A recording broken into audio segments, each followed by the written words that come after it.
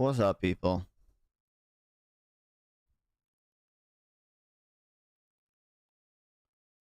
Should be working.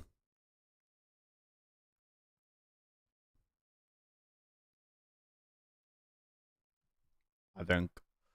I think.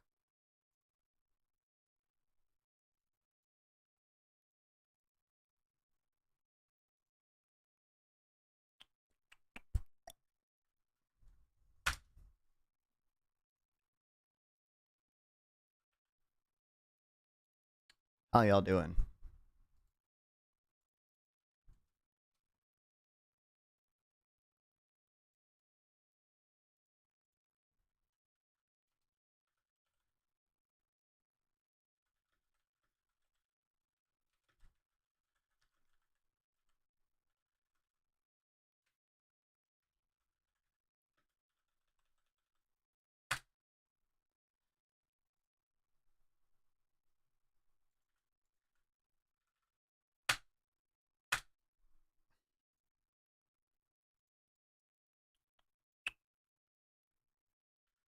Remember when I said I'd be gone for like 10 minutes? I got totally distracted. Get trolled. Get destroyed. You fell for it again. Some might say.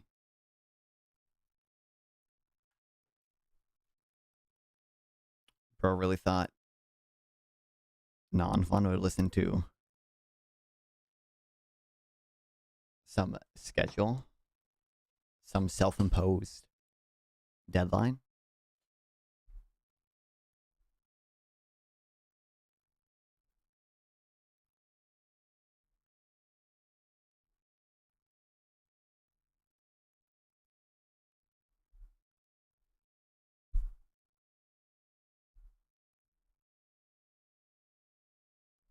You almost not know non-fun very well.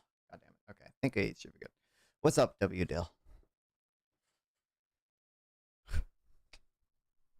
All right, pick 5.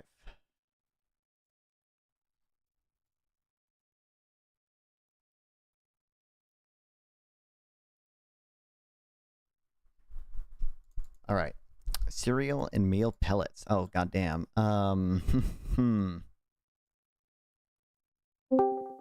Which one? I forgot to join my stream room, of course. Oh man, dude, that could be like. I mean, I'm gonna guess China because that's like the safest guess. But it could be like agrarian countries that have, cereal. But it could also totally be the case that like none of the fucking countries that have cereal have any type of comparative advantage or scale with regards to the fucking pellets that are made out of it. Ooh, China was not a good guess. I'm gonna guess Germany, and then I'm gonna guess it might be like India or Bangladesh and stuff like that. If it's not, okay, Germany was better. I want to guess India, but truthfully, I don't know. I bet the U.S. has a decent amount too. I'm gonna guess India. Number 9. Okay, I bet the United States has some. I bet we got some. Okay. Oh, still not even in the top 5. Oh no. What's up, localist? Dude, it's gonna be. I bet it's gonna be like one country has about 50% of the output.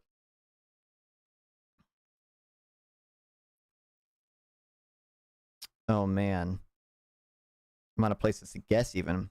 Have you heard about the new hot drug FDA is using on to fight the scourge that is autism? I heard holy cringe. What's cringe, Starfuse? I heard or I saw a little bit of the shit about Trump saying Tylenol and pregnant woman. Oh, you were saying cringe to localist. The shit localist was posted, yeah. Gotta catch them all. I wanna be the Oh my very God. best, like no one ever was. To catch them is my real test. To teachers. train them is my All right. cause. I will travel across the land, searching far and wide that's inside. You might teach me. This isn't cringe. This is evil. This is like genuinely. It's not. It's not. It's like. It's not just like cringe posting. It's like literally the, reveling in a cruelty. Like, oh my god, fuck these people, dude. Absolutely fuck these people. That's why like the one like people get pissed off or whatever, like that evil is when illegal immigrants get deported. I agree.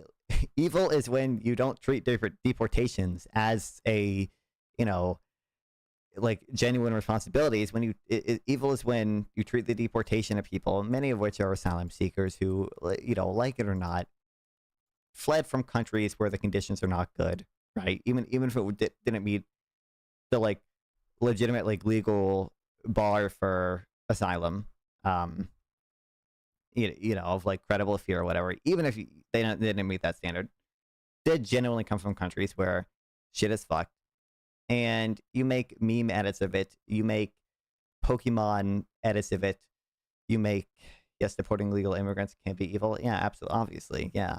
You're not treating it as a responsibility. You're treating it. They treat it as just a way to expand executive power. Trump is doing things like invoking the Alien Enemies Act. Trump is, testing the limits of how, much he has to obey Supreme Court cases with regards to the deportation of immigrants without due process, right? It's like, oh, you ruled that, hey, technically, I am so distracted by this thumbnail. That, oh, technically I got to give these people a right to claim habeas. Well, I'm going to give them less than 24 hours to claim habeas, right? And then the Supreme Court, has to rule on saying, hey, actually 24 hours, it's not a reasonable time span to give someone the right to claim habeas, especially if you are moving them around to restrict to make it impossible for their fucking lawyer to find them. That is evil. That is absolutely evil. And secondly, they use it as a chance to expand executive power, and they use it as a chance to, meme about it and do culture war shit. And it's evil. Like, yeah, you should not, like, anyone who like, even if you're like a fan of deportation, like for whatever dumb economic reasons, okay, like whatever. But like you are just genuinely like not a caring person. You're not someone who wants to use state power responsibly.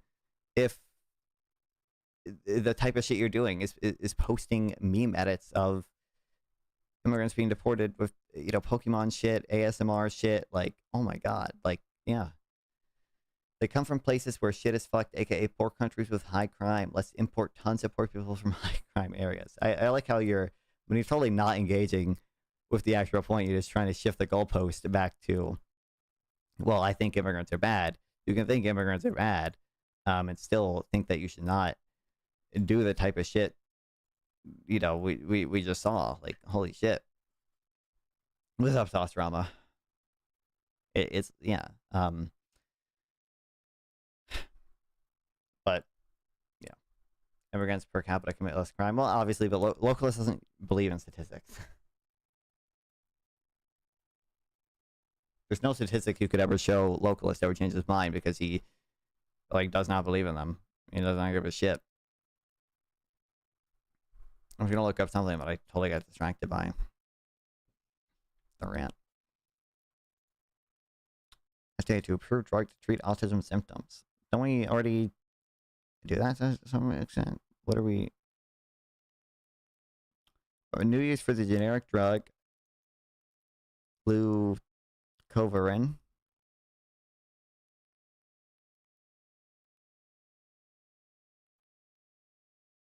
Am I being gaslit? Where's the Google thing? Search Google. Okay. I was like, hold on. Oh, what's up? Oh, wait. Damn. Unbelievable.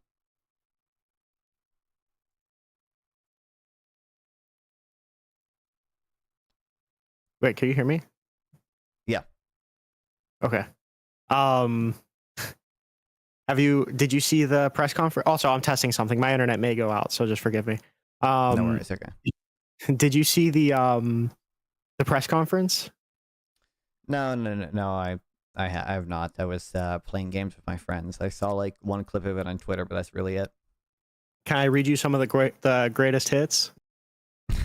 Yeah, let's go. Oh no. Yeah, I took some quotes. These are verbatim, by the way. Yep. And I want to reiterate that because when I read this to you, it's not me reading bad; it's him speaking bad. Okay. Typical, but yeah. He says, "Quote: They have to move quickly. When the alternative is nothing bad can happen, let's do it now. I'm saying to Bobby and the group, let's do it now. But bad can't happen. Nothing bad can happen. It can only good happen. But with Tylenol, don't take it. And if you can live, if it's so bad that you have to take it, you have to take one because there is no alternative." Oh my god. I don't know if you ever thought about it like that, non-fun, but I didn't think of it that way before. Now that Trump put it that way, things started to make a lot more sense. Oh my god. this one's really good too. And by the way, I think I can say that there are groups that don't take vaccines or any pills that have no autism. They have no autism. Is that a correct statement, by the way? The Amish. See, Bobby wants me to be very careful with what I say. Bobby wants to be very careful with what he says, and he should, but I'm not so careful with what I say. Oh, I did see that quote that I'm not so careful with what I say, which, we can all tell that, but holy shit, yeah. I've got one more.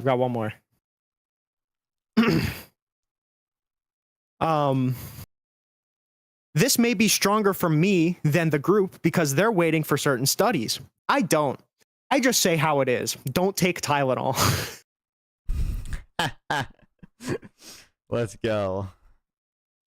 So this is the president of the United States saying this, by the way. This is not some random guy. This is the president saying it. So, yeah, I encourage you to watch Trump's speech there. Dude, I don't even know what to say, man. This is really bad. He's also he just came out fully as anti-vaccine, by the way, in this press conference. Of course. So we're gonna have to read up on the vaccines cause autism stuff. Andrew Wakefield. Yeah, I can't wait. Oh my god. Yeah, that's what's wonderful. Okay, is we can never do actual research into things. Okay, because there's 20 different conspiracies that you have to know. They have to know about. Yeah, like the autism endocrinosis or whatever the fuck. Yeah. All right. Well, that's all I wanted to say, and I wanted to make sure that my internet was not dog shit. Because my ISP is my biggest op. Hell yeah. Relatable. Yeah. I have seen I don't know if you've seen it. The only anti-vaccine shit I've ever seen is the H-Bomber guy video on it. So I feel like I'm probably marginally prepared for some of the bullshit, but I mean, as prepared as you can get with a topic like that. But yeah, H-Bomber guy's video is really, really, really good on it. I'm also not super read up either. I just know that I'm going to need to be soon. This was a bad time too. I was going to start doing a fuck ton of climate change research.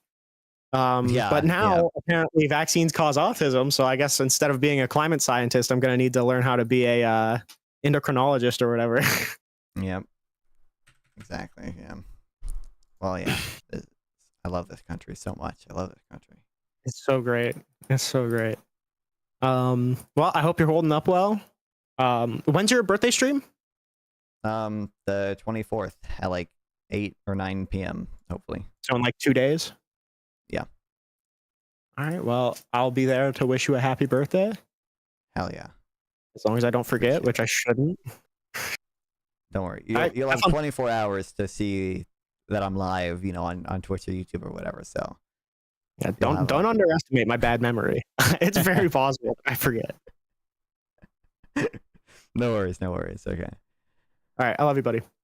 Yep, love you too. I'll see you. Low human capital government, dude. Half of them aren't even low human capital. They're just Trump is probably low human capital realistically, but um, I don't think RFK is like truly low human capital. I think RFK is like probably a decently intelligent person realistically, but he just does whatever the conspiracy bullshit he wants to. But the issue is he's intelligent enough to dress it up exactly. Like, no, he is low human capital. Democrats are What do you mean by that? I like.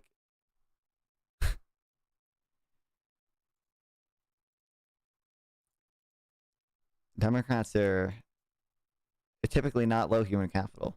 Typically. So I just want to say, I see the metaphor. Their message, technically I probably agree with you, but that's just not what I vote on, buddy. RFK Jr. is a bad example. They're generally intelligent people, but RFK is not one of them. I mean, RFK had a okay career before running for president and stuff, right? Like, it wasn't like he was like totally batshit insane before that. Like, he had like an okay career as like just an environmental lawyer dude, right? Like, don't you have to have some minimum understanding of this, of like the law and shit to do that? I don't know. I think the stream is becoming really boring, so I'm watching your stream based. What do you think of Melee? Don't know enough about him. From what I've seen, I think I have close to the Matt Iglesias take, okay? Which is that, yeah, Melee's done a number of good things. Argentina's economy is doing pretty good. But a lot of what Melee has done, even if it is motivated by like a personal belief in Austrian economics or whatever, is not really far out of the norm from what someone what the IMF would recommend, right? Being a dog shit and NIMBY lawyer. Yeah, I don't know the full RFK lower K. Although, PPG sent this tweet. Argentina's not doing good at the moment. Wait, was PPG's tweet right for once? PPG sent this tweet in my Discord. Argentina's economy is taking an even deeper dive in the best in a year. The next election is October 26th, whatever. Milei is psychopathic. There's not even cousin of AI. What the fuck? There's not even stats here. I assumed there was going to be something. But I mean, I don't care about Argentina very much. What the fuck am I reading? I don't know. Read my does she have a Substack about it? Or something? Oh, I did see out of IMF money, so they got US money. Yeah. I did see a little bit of the treasury saying that they're gonna do some shit, but I didn't exactly see what it was. Literally all I saw was John Cochrane tweet about it, whatever. There's a good Financial Times article about it. I was actually going to look up literally Argentina Financial Times because I figured that'd be the best way to to see some shit. You dated PPG for a few weeks, didn't you, at Nonfun 420? I mean, PPG is known to like them a little younger, all right? I will say that. But you like the intervention or not, it is great this comes from the Treasury, not the Fed. Fed independence depends on the Treasury stepping up for crisis management with fiscal implications. So, this is really the only thing I've seen in it. No more video games that people win. Hey, Easy Money, I just want to say, you're the one always begging, okay, when I don't stream. You're just, and I'm like, I'm playing video games right now. You're like, just stream your video game, okay? I'm like, I'm not streaming. I'm say, oh, I'm editing right now. I don't want to stream. You're like, just stream your self-editing, bro, okay? No one watches you when I do that shit. Current is a new NBR paper out based. I haven't seen that yet. What is it about? Political pedo guy. That is a good West House drama. We should start calling him that from now on. I don't know when the allegation video is gonna drop. I was told someone was working on one.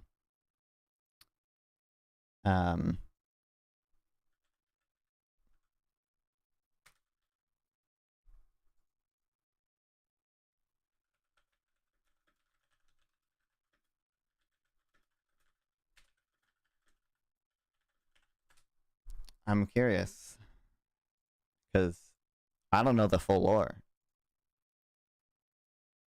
so I want to know as well. I would defend my exchange rate at any cost.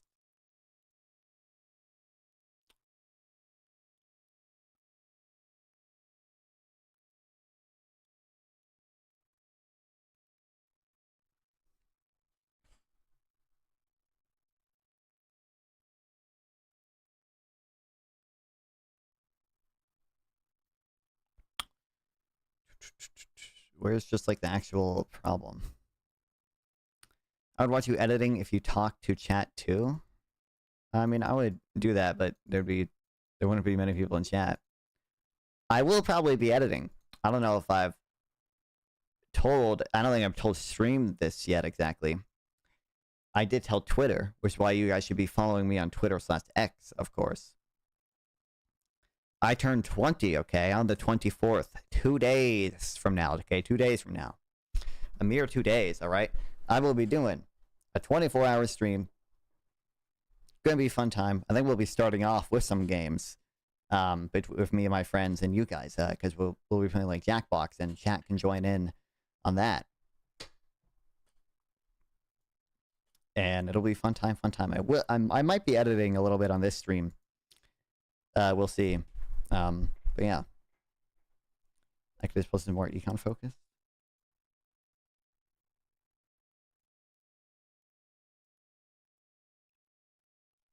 Oh, let's go. So yeah, that'll be a fun time. Make sure you guys are around for that. Should be 8 p.m. EST on the 24th. It might end up being closer to 9 p.m. EST. Depends a little bit on when I end up like getting home, but okay. A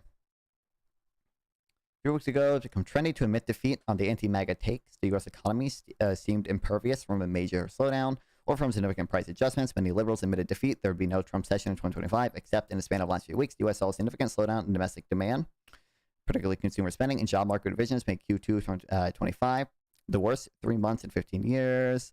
Plus July PMIs were atrocious in both output, employment, and price indicators.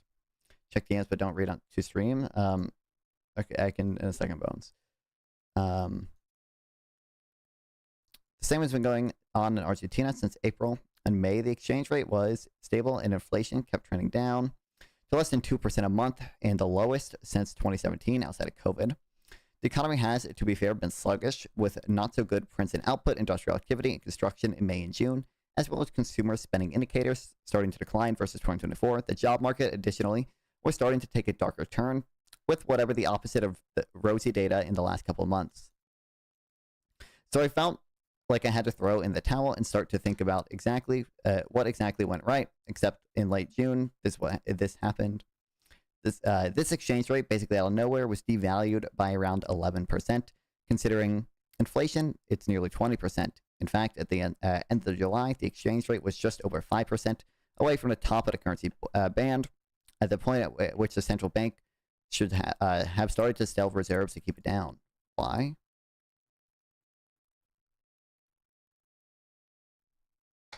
Wait, what? Hold on. What is this?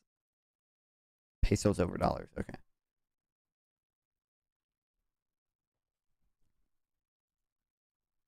So much new Hank inflation papers. Oh, I did. Didn't read this or anything. I do remember actually seeing this on Twitter. It might have been him himself that tweeted it. Oh shit! Thanks for the $10. Just for sharing the facts on the PP man and his PDF tendencies. Have a few bucks on me, brother. More people need to know how horrible of a person he is. Biggest liar ever. Leg it out. Appreciate you. I appreciate the $10, lady. So yeah. I mean, I've been, not that I know everything, but I was just, telling my chat, I do believe is known at this point. You know more than me that, PPG does, in fact, like them a little younger. Okay. That's all I've said so far, but I do appreciate the $10, Lanius. Listen, whenever their video comes out, Lanius, I'll make sure to tell my viewers about it too. If you ever get around to making it or finishing it or whatever. Also, I feel like Windows is gaslighting me.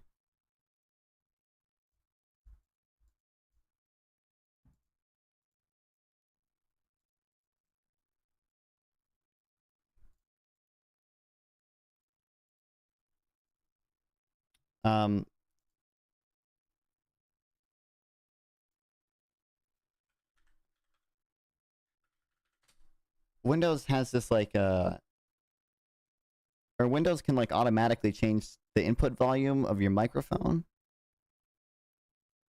or applications can as well.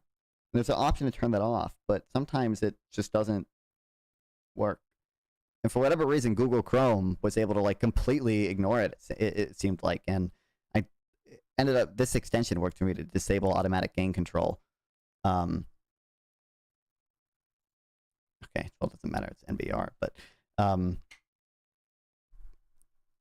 yeah, I think every time I restart my computer, it undoes itself. But 200 IQ Trump's strategy to remove Fed independence by continuing to run massive deficits. I mean, I sincerely doubt that is Trump's actual strategy, but it is like, in effect, gonna probably do that, right? I read a little bit. I know the Overshoot, which I'm subscribed to. Actually, I think my subscription ends somewhat soon because I canceled it.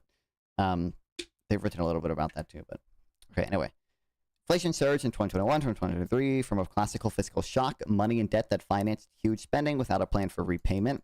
He's a big fiscal theory to price level, right? So, neither money nor supply shocks offer a coherent alternative explanation. Inflation eased with no recession once the fiscal shock was over. Higher interest rates could have brought down inflation earlier, but could not have stopped it. Going forward, higher interest rates will raise debt service costs and thus perversely raise inflation unless fiscal policy can tighten. High debt and structural deficits also mean the U.S. may lose fiscal space to borrow in the next crisis.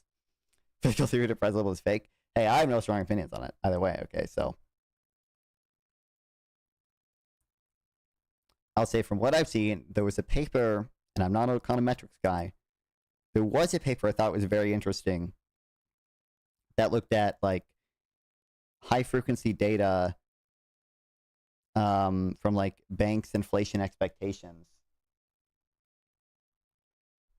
based on the Georgia Senate election, which had like major implications for deficit expectations. And it found that based on those, and it found secondly, it cited another paper. It cited evidence historically. I think more than one paper says that typically people tend to actually underestimate the inflationary effects of deficits, even like the market or whatever. So the lower bound for the amount of inflation and deficit spending caused during the COVID time period was like 1/3 of the total inflation. I thought that was an interesting method.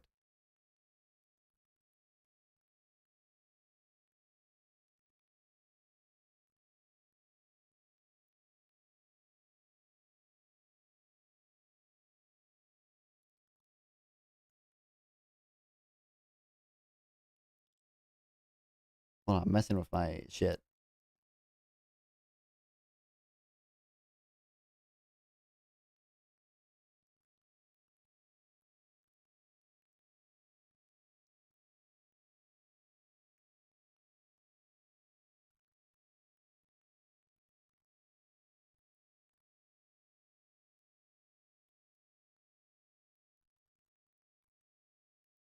I think that's good, maybe. I don't know. Stefan, how long did it take for Jubilee to email you when you applied before? I've not applied to Jubilee before. I'm signed up to the casting thing, but yeah, I've not ever applied before.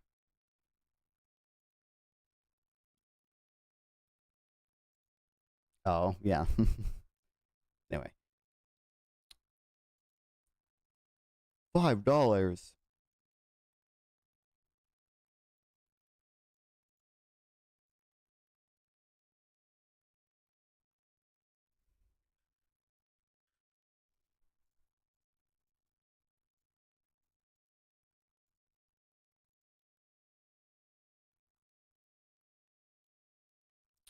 Bruh.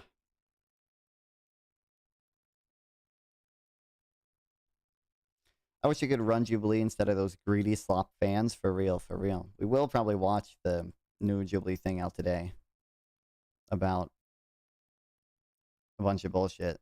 I know they talk about Charlie Kirk and whatever. Well, I just got distracted by this because there's a red circle in the thumbnail and I just clicked it instinctively, okay? I was just so confused what they were circling because I clicked on this while I was going on my rant. Most of those people probably didn't fighting back. Might not even be able to find the fucking thing. Whatever. Okay. Don't care. If we're lucky, chat. Okay. The Unfuck America event near me will come back. Okay. If we're lucky. And then I could go there and meet some people, and it'd be cool. Matt Darling versus 20 leftists that believe Americans are much worse off. Dude, that'd be goated. Dude, I would love, I think, yeah, I would love, I don't think Matt Darling has done anything like that before, but I bet if they reach out to Noah Smith, I bet Noah Smith would do it. That'd be goated. I bet Noah Smith would do it. And like Noah Smith versus 20 MAGA people, or like Noah Smith, I don't, there, you know, I don't know if there's something broader that'd be better, because he could fight against like leftists. I mean, it could just be populist maybe, but yeah, I don't know.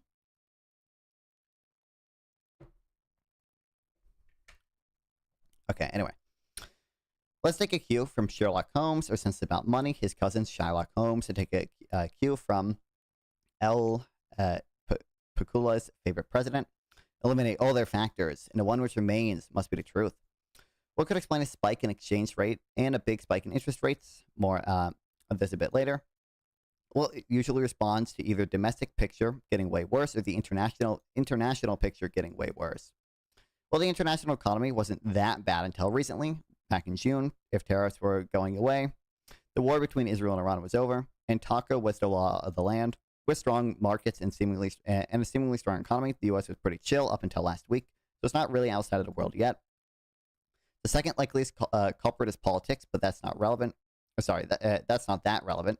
Malay's approval has tended down since May, from +1 to -13, and the main political development has been a kind of a wash. In mid-June, the Supreme Court declared that the former president and de facto leader of the Peronist Party, Christina Kirchner, was guilty of corruption and couldn't run for public office for 6 years.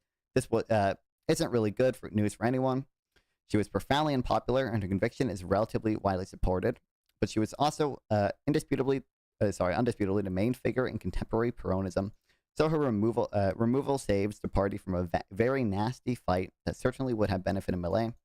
All of their remaining major figures gathered alongside the leadership of left-wing parties and declared that the typical lawfare prosecution, blah, blah, blah.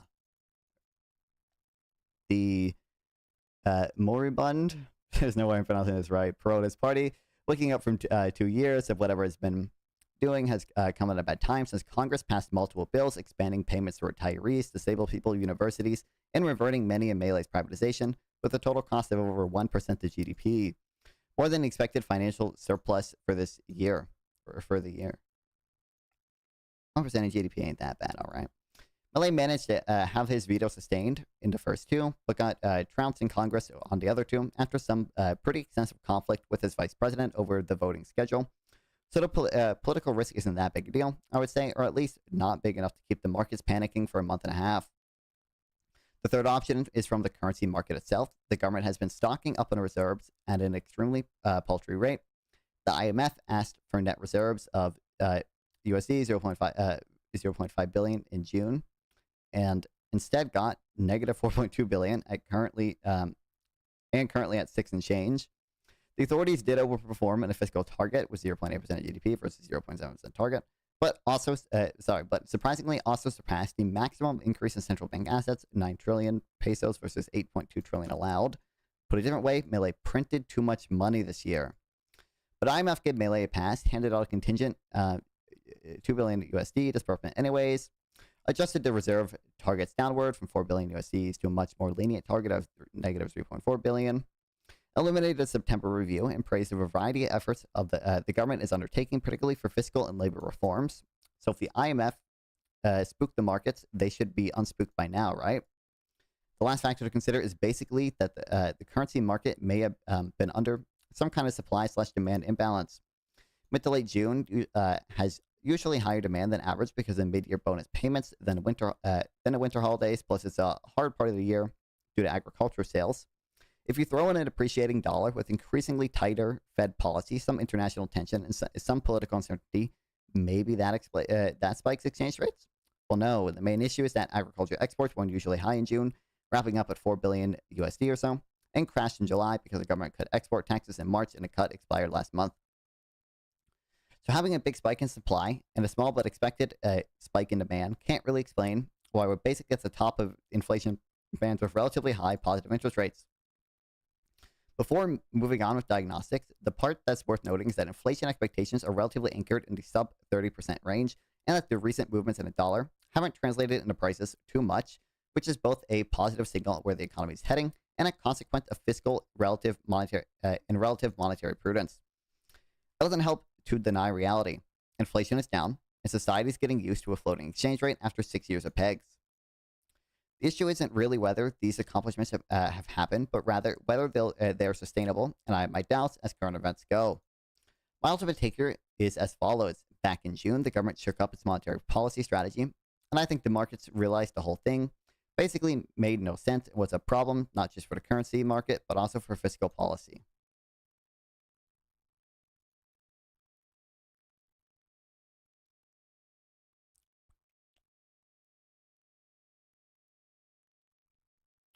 Oopsie made a whoopsie. I get that reference. To understand the changes, we need first to understand the status quo. Last year, the government invented LEFIs, fiscal liquidity bills in Spanish, a bond that lets the central bank set interest rates, but where those interests would be paid by the Treasury using the accounting trick not included in the regular interest payments. A bond that lets the central bank set interest rates, but where those interest rates would be paid by the Treasury.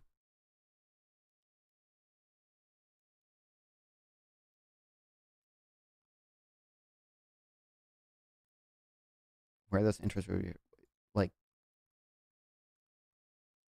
Treasury money is using the credit.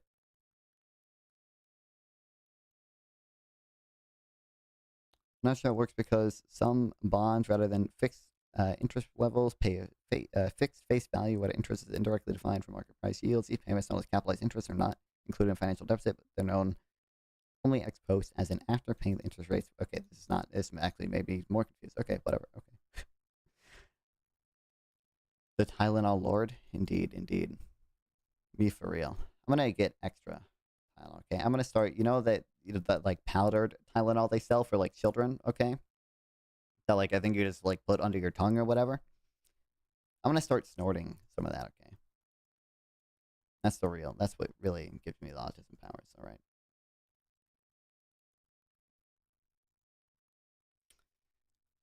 I'll have you guys know, just for the record here, we are an ibuprofen family, okay? We're an ibuprofen and Advil family. We don't really buy Tylenol.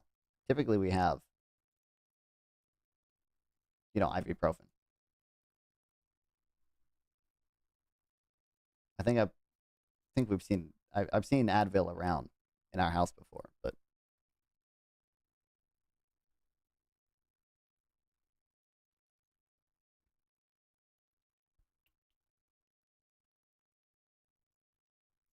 okay, I warned more than once that LAFI debt was still Treasury debt, and thus would start weighing on payments. In fact, the IMF noted that after accounting for below-the-line interest, which includes LEF and fiscal policy instruments like LECAP, like cap, and bond cap, which are designed to also handle liquidity, but without monetary policy guidance and implications, the deficit would have been 1.2% of GDP, meaning that on net, these hidden interests were 2% of GDP, or 5 times the size of regular interest payments.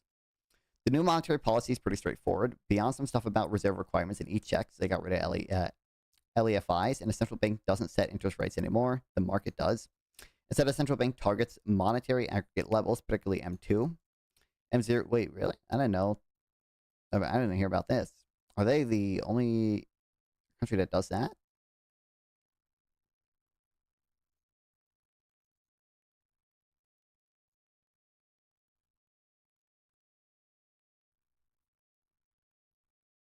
M0 is cash, M1 is cash plus cash and power in power banks.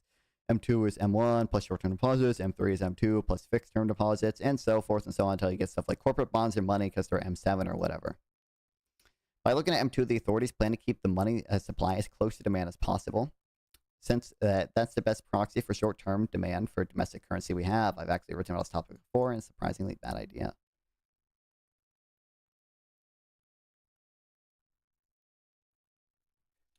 It's on Abi.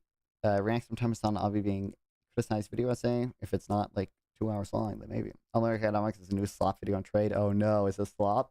I did see he made it. I posted in my Discord server and I just said, uh-oh. But I only watched like the intro of it. No, real quick. Is Argentina the only country that does monetary aggregate targeting?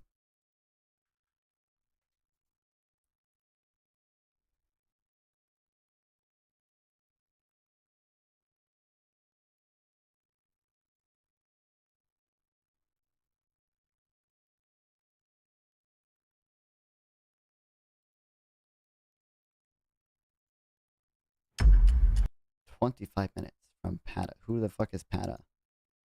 Confirmation bias. I don't know if I don't think there's gonna be anything in here that I don't really like know already. I don't know, maybe. Comparative advantage oversimplified. Ricardo, you're wrong. Oh, 88. Oh no.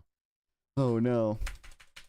I did see his first just in the one of his first videos was the like globalization video thing. I did see that. I mean, it was a lot of the same stuff, right? I don't know. I think like Human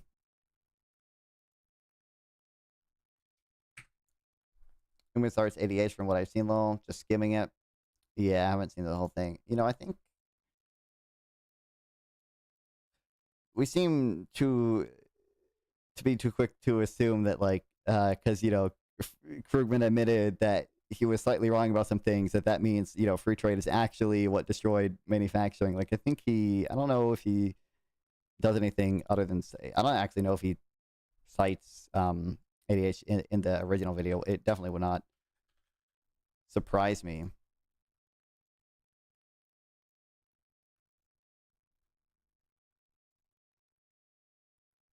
It's like an hour long. I don't know if maybe I'll watch it during the 24-hour stream. But also, I like unlimited economics. Okay, don't whatever faults he has, all right.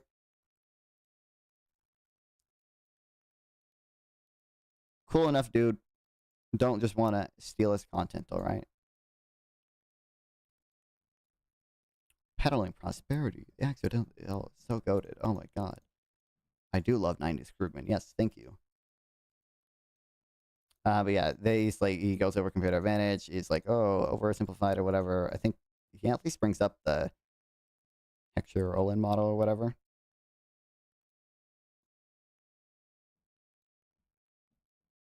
When Krugman, new trade theory. Or it's just like the summary or whatever. Yeah. Early critics of globalization warned that it would hollow. First of all, already wrong because we're using a British spelling. Okay, so like you can just discount anything this guy said, but no. Okay, hollow out manufacturing hubs and lead to unemployment, social dislocation, and political backlash. Economists said no, often using simple models like comparative advantage, which completely ignored this problem. To be clear, competitive advantage would suggest that countries that have a competitive advantage in manufacturing would lose their manufacturing. It would still suggest net benefits, but you know, when will you watch the new UE video? I mean, did you listen to what I just said? Easy one. I don't know if you just came in or whatever. Maybe I'll watch it in the 24-hour birthday stream, but I don't want to watch it when it's brand new on stream because I like economics. Okay, he's a cool dude. Okay, I like the dude. Don't want to just rip his content immediately, even if it's only in a live stream and I don't upload it after. More advanced models paid more attention to the problem, but still underestimated as admitted by Krugman or whatever. I forget what the exact Krugman quote here was or whatever, but it was like but it's fair use. I mean, so probably I'm not worried about getting a copy strike really. Even if it wasn't fair use. It would probably fall under fair use as long as you actually critiqued it to a meaningful extent. What's the actual quote? I'm pretty sure the quote from Krugman was literally just like a thing in like the New York Times or whatever. It was not any like actual academic response or whatever. Eventually, the predicted backlash took place. Economists admitted they had been wrong to most of the critics and are now recognizing it as a problem. It would be fair use. Oh, he does cite, yeah, there we go. We do get the Arthur, David Dorn, and Hansen, of course.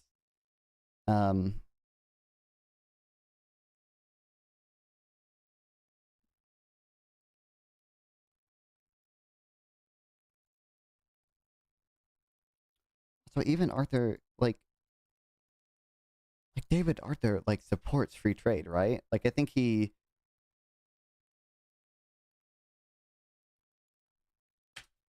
Oh, really?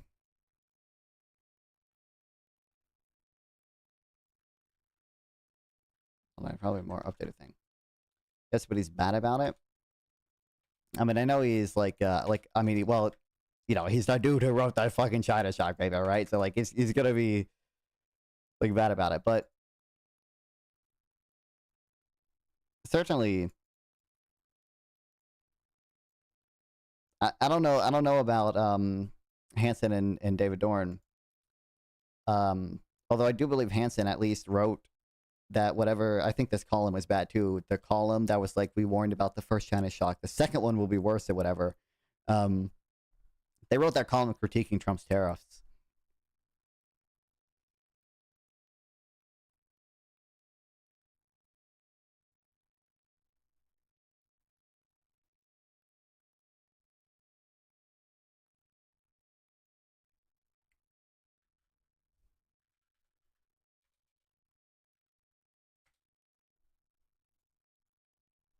His view is best summed up by the following quote from the man himself.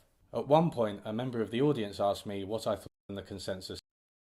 Oh, globalization produced far more disruption and cost for some workers than the consensus had envisioned. He said, I think this is like a Bloomberg article or something. Ago, yet Krugman has himself admitted he was wrong. In an article on Bloomberg a few months ago, and don't worry, I will link all of these sources in the bio, he said, globalization produced Developing country exports of manufacture grew far beyond their level at the time that consensus emerged. A combination of its rapid growth and surging trade imbalances meant that globalization produced far more disruption. This means Trump is right and a trade war would be an interest in America? No, it's obviously Yui agrees with. Like, I imagine even in the new video he's going to say, guys, believe it or not, Donald Trump tariffs bad, but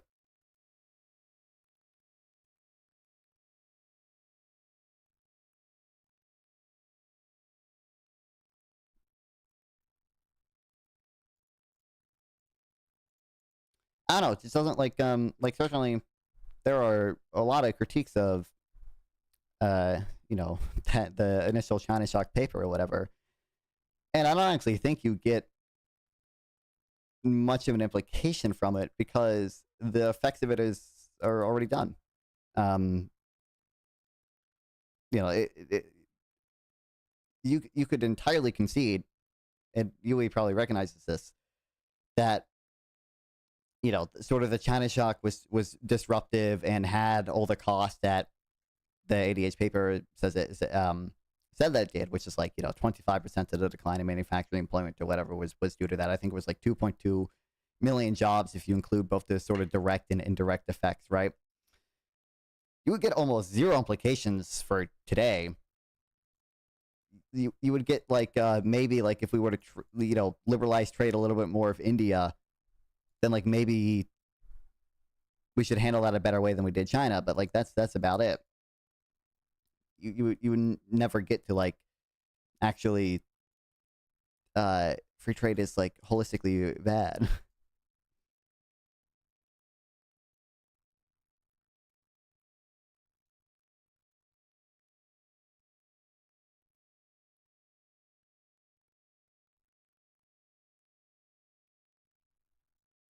Not single measure M that makes sense to use everyone everywhere. I mean, this is obviously, or that one before. Second is pretty strong evidence of velocity isn't fixed in response to broad business like conditions, of course. Last week is not cyclical needs. Part of sketchy. If the recession, status of recession caused by issues and demand unrelated to monetary policy, like government raising taxes too much or bank panic caused by insert thing. In this scenario, the Federal Reserve cannot respond to changes in economic conditions, and the economy may never return to its previous trend. If you go down 10% in 1 year and only grow 2% next year, you're not making up the shortfall. Friedman made his name criticizing the Fed for presiding over a 25% drop in money supply during the Great Depression, but the Friedman K% rule, the one being discussed, would allow this exact same thing to happen. For real. Because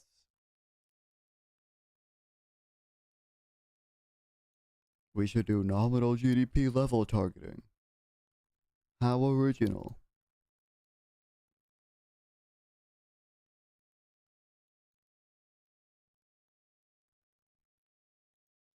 Such reforms led to a permanent loss of jobs in affected areas. I mean, I get maybe. So, does it even suggest that the net effect in geographical areas was? Well, certainly it had to be negative for a lot of them, but I'm not even I don't know how big that was. Certainly, there was the growth of superstars, cities afterwards. You did see sort of geographic displacement and stuff, but I don't know how just from trade alone, I don't know how big the negative effect was on net jobs in certain towns.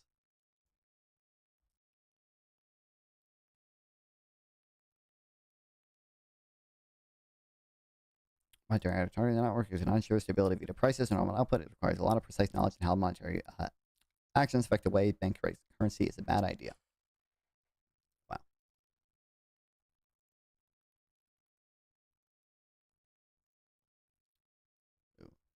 Economic and political effects of trade deals. Evidence from NAFTA. Is this gonna be like NAFTA made more people vote Republican and shit? Okay, that's the. I believe there are papers that say that.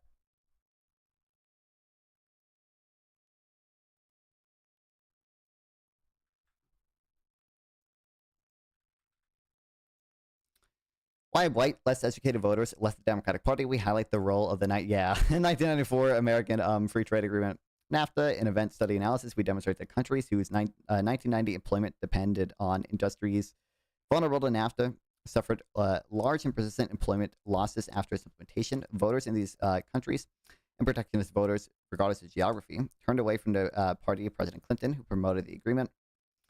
This shift is larger for whites, especially men, and those without a college degree, and social conservatives, suggesting that racial identity and social issue positions mediate reactions to economic policies.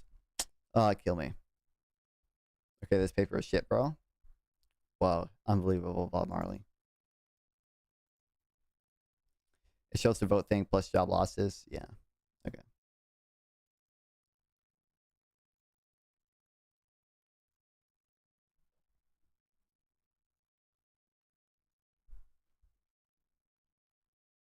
Okay, anyway, let's go back to the quantity theory of money. M, the money supply. V times how much money, how much each unit of money moves around, has to equal the total amount of transactions, which is equal to nominal GDP, which is the price level P times real output Q.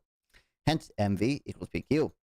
Over the long run, V is fixed and Q are not influenced by the amount of money in the economy, because monetary policy only affects nominal variables, as laid out by Milton Friedman in the role of monetary policy.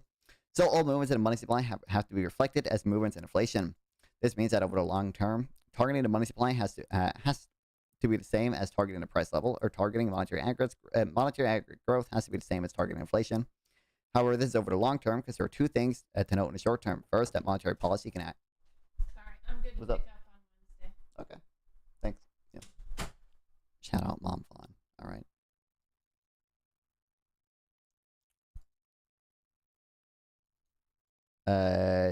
Understand. Okay. Monetary policy can actually stimulate the economy for a short period of time, called monetary neutrality. And second, velocity can shift in the short term. I don't know how it's shipped. It's published in a top 3 journal last year, and haven't seen any papers criticizing it. Maybe I haven't looked into it close enough. I mean, at first glance, it did not strike me as shit, but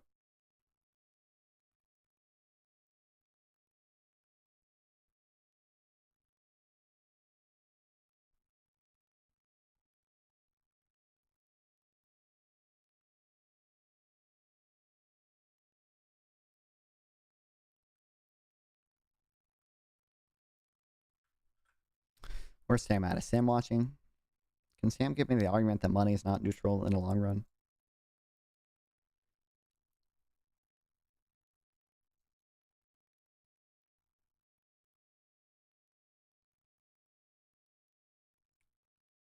American Economic Review paper.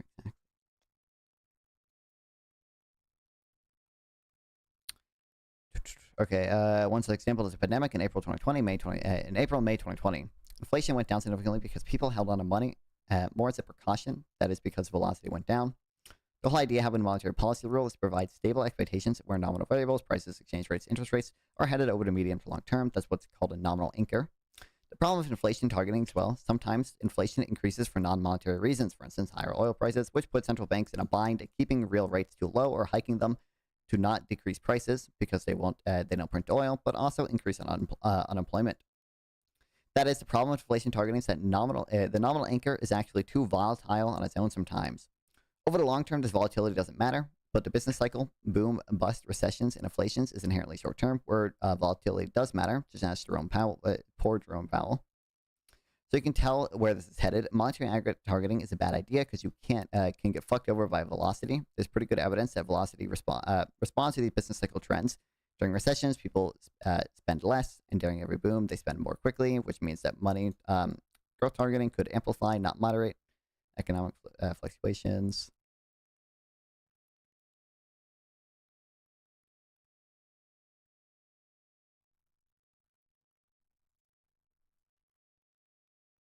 Oh, this is just a journal ranking? Yeah.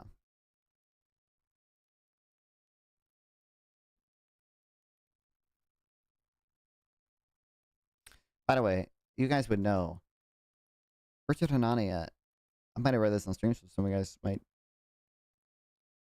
know what I'm talking about. Cited what appears to me to be a totally slop paper. But I don't know. This seems like, I don't believe the authors of this paper are economists. It's not like published in a journal. It's just hosted on the like archive, or arvix.org or whatever, which I don't think, I'm pretty sure. I don't know for sure, but I'm fairly certain like almost anyone can fucking upload shit to this if they want to. I could be wrong.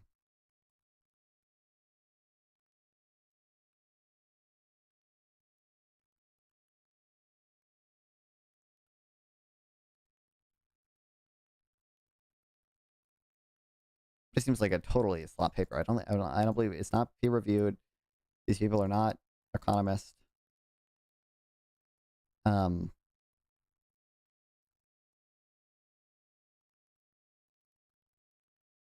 Seems weird.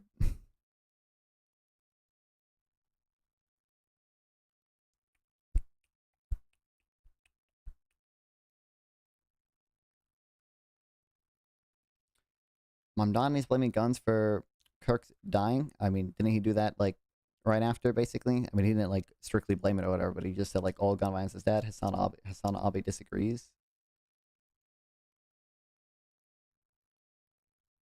Charlie Kirk murder. Yet another victim of gun violence in a nation where what should be a rarity has turned into a plague. It cannot be a question of political agreement or alignment that allows us to mourn. It must be the shared notion of humanity that binds us all. I need you to understand something. Charlie Kirk has said that Zohran Mamdani is responsible for 9/11, like 1 month ago. This is what Charlie Kirk had to say. Right, enough econ more drama. 24 years ago, a group of Muslims killed 2,753 people on 9/11. Now a Muslim social. Oh, Hassan just disagrees with Zohran being disrespectful to him, right? Hassan's just saying you should. Socialist is on pace to run New York City. 2 days ago, Islam is the sword the left is using to slit the throat of America. When we talk about like the violence, Charlie Kirk has all but called for the assassination of Zohran Mamdani. Instantly say we're responsible for 9/11. Those on the left are always expected to show kindness and grace, even to people who never show them an ounce of that in retaliation. Mamdani. You have no knowledge commented on a super old video. Remember, organized armed group, you are liable for status-based targeting. Means that no matter where you are, you can be killed. Additional Protocol 1, Israel is signatory of some of the customary international laws. Israel accepted. What do we...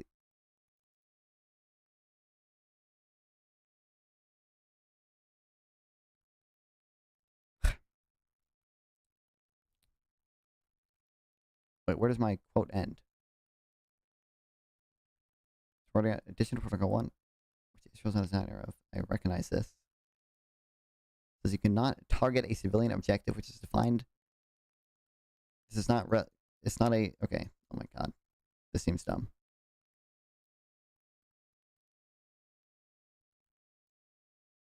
You can't target a civilian objective, obviously, even if a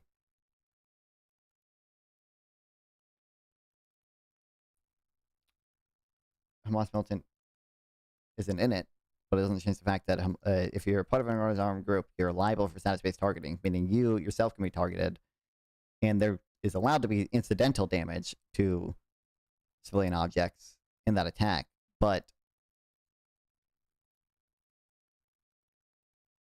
doesn't like you obviously you can't do it with the intention of damaging the civilian objects, or you can't have it be disproportional. Also, what's up, Michael? Son nonchalantly making up Kirk called for assassination of Mandami. I mean, he's being hyperbolic, and I don't think he should have done that. But, you know, certainly Kirk's rhetoric was also insane, right? Like, you know, it's crazy to... Like, some of the shit people say about Zoran in general is crazy with regards to that shit. It is very... Dude, Cuomo's signs are very funny. See Charlie Kirk's funeral? Only a little bit of it. Because it's like a 4-hour fucking long video or whatever bullshit. I'm not... I didn't think it was going to be like some insane shit where they got like 10 different people to speak and it was all like a bunch of political speeches. It's not really a funeral. Yeah, exactly. I kind of expected it would be a funeral, but it wasn't really that. It was a conservative conference. Yeah, this is like 4 hours. Like what? Oh, there's this wife of Donald Trump. Like, this is Stephen Miller, so it's not that crazy to say this, but... Would you go to Charlie Kirk's wake if you were in Arizona? Probably. We'll defeat the dark. We will prevail. At least if I... Maybe not if I was just in... Or if I was in the same city he was in, certainly I would. I would drive probably 90 minutes or so to go to it. Over the forces of wickedness and evil. They cannot It'd be a funny IRL stream. Imagine what they have awakened. They cannot conceive of the army that they have arisen in all of us. Because we stand for what is good, what is virtuous, what is noble. And to those trying to incite violence against us... Did you see his wife forget the shooter? Yeah, I mean, that's just a standard Christian... I don't want to be mean and call it grifting, but, you know, that's the thing. Did you ever watch the Cats vs. Iglesias debate? I did not, Sasha, but we will watch it. If not today, then certainly in a 24-hour stream on the 24th. Maybe tomorrow. I'll probably stream again tomorrow, so maybe then if we don't get to a date. But I imagine we'll get to it today. It's not that long, so.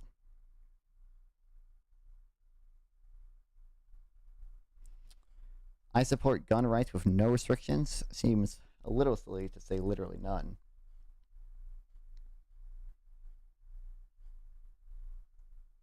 Good kitty. Those trying to foment hatred against us, what do you have? You have nothing. You are nothing. You are wickedness, you are jealousy, you are envy, you are hatred. You are nothing. You can build nothing. You can produce nothing. You can create nothing. Like, this is whatever. How many deaths is a good trade-off for gun rights? I honestly, like, I'm not super anti-gun.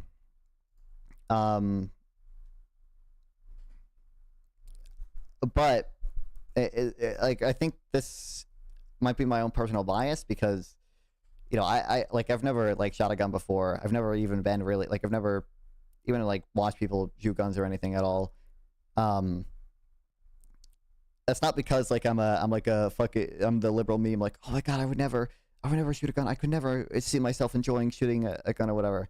But like honestly, I don't think any of the arguments about like defending against a tyrannical government hold up today, because the government has F-35s. Like realistically, like you're not doing much, dog. And like if we ever got to that point, like the issue is like at the end of the day, I think the government is almost always going to win out, even if like some amount of violence from gun rights or whatever like protected you temporarily from some stuff or whatever.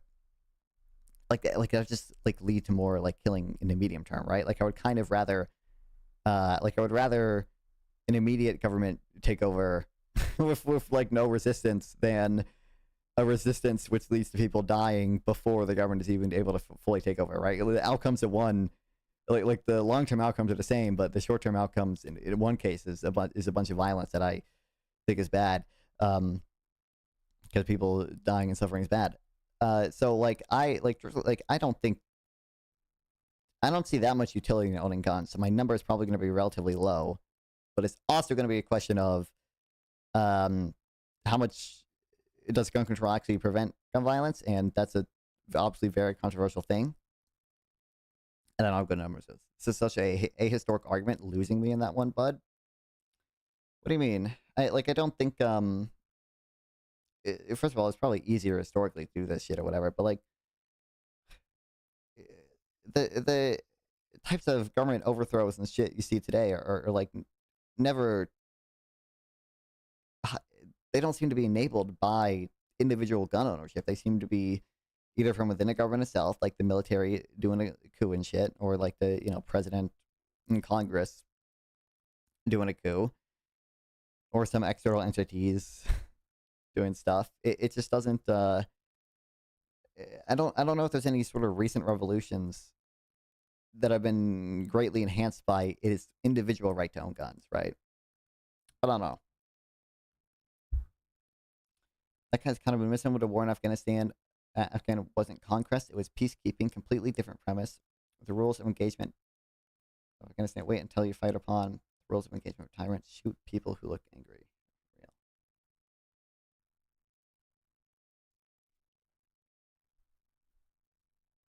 Oh, this isn't even what I want. But yeah, like this, you know, I probably would have watched this if I knew what the hell it was going to be, but I thought it would just be like I thought they would get like 2 or 3 people to like just make like a sappy speech or whatever, but instead it was like everyone talking about how it was like every big conservative speaker and J.D. Vance and Donald Trump, and that's Donald Trump Jr., right? Like talking about their political goals and shit. Like they had Benny Johnson, dude, let's go. Of course. Wait, was that Alex Stein that I just saw too? Oh my god, bro, I didn't even know how many people were here. I don't know, Benny Johnson was there. I didn't know. American. Donald Trump Jr. was there. I didn't know that the one other person I saw was there. Like, oh my god, kill me. Benny Johnson is the worst. Indeed, Noah. Welcome to the stream.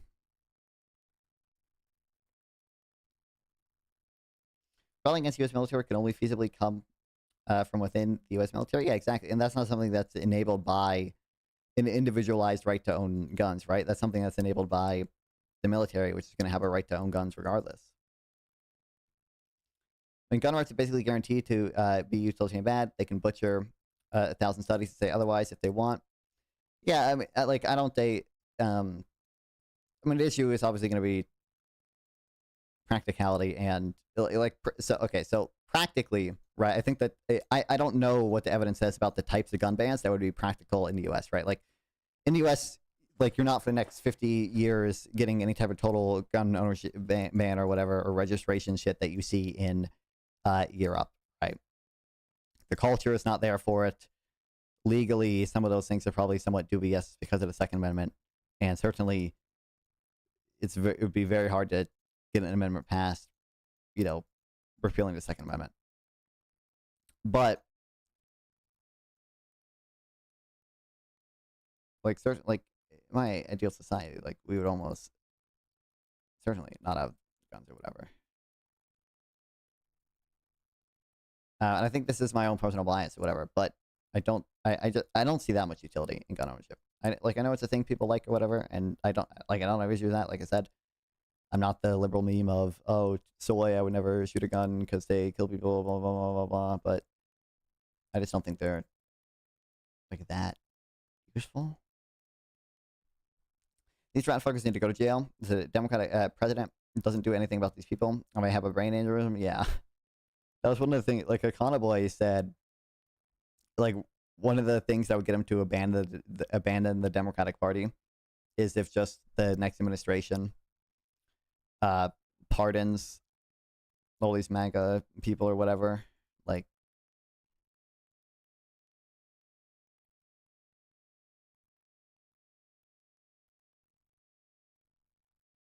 kill me.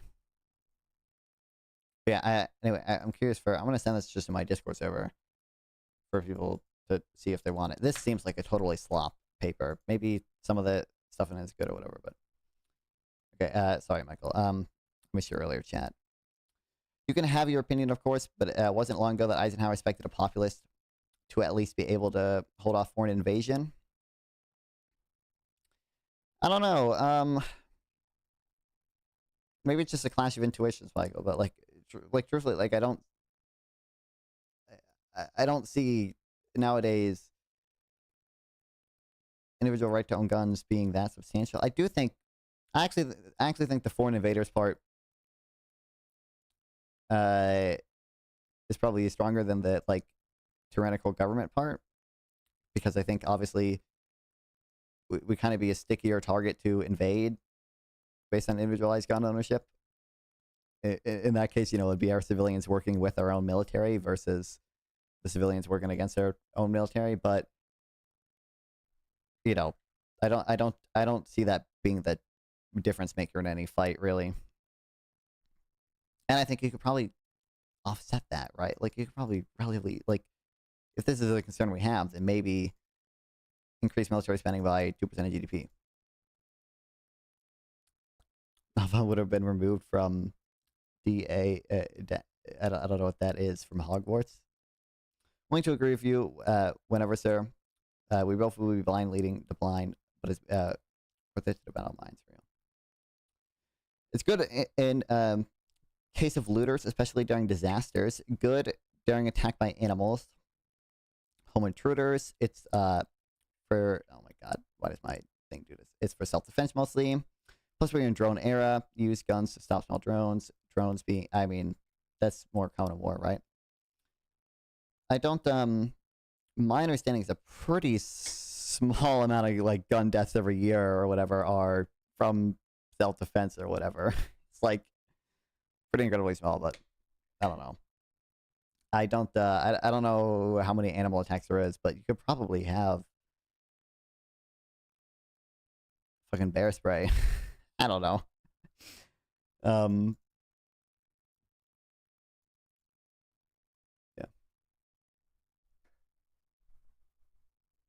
This guy's awesome. I love this guy. I love this dude.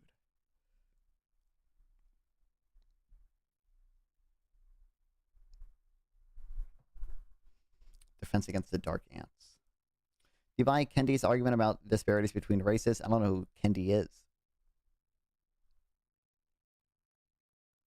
Okay, anyway, one example of this dynamic was Margaret Thatcher's Britain.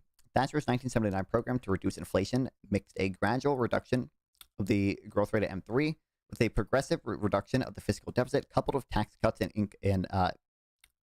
income and tax hikes on consumption. To allow for some way to fund the deficit, the government lifted restrictions on capital control so that external borrowing would cover the gap. Dark ants. Oh, sorry, dark arts. I misread it. Yeah, that's why I stick around. Don't clip that. That makes a lot more sense. I thought we started talking about Hogwarts or some shit. I was like, dude, this is not what the dark ants are. So the external borrowing would cover the gap. The problem was credibility. To maintain capital flows, real interest rates would have to be very high, which meant a higher interest bill for existing debt, which would mean an explosive trajectory of the debt.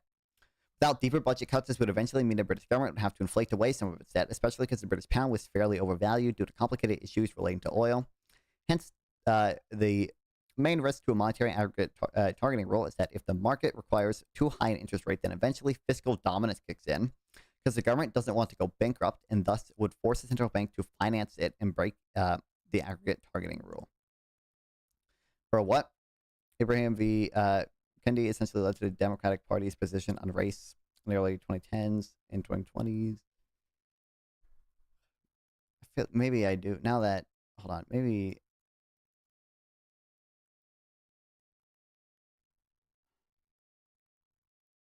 I might be broadly familiar with it then.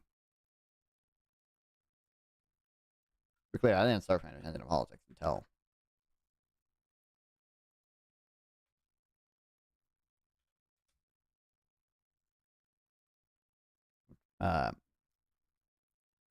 you know, 2021, 2022. Depends what you want to count as politics. I feel like I've seen this dude before.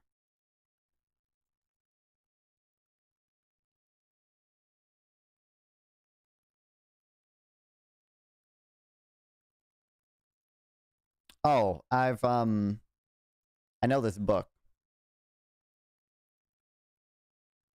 because I've not read it or anything. There was like a funny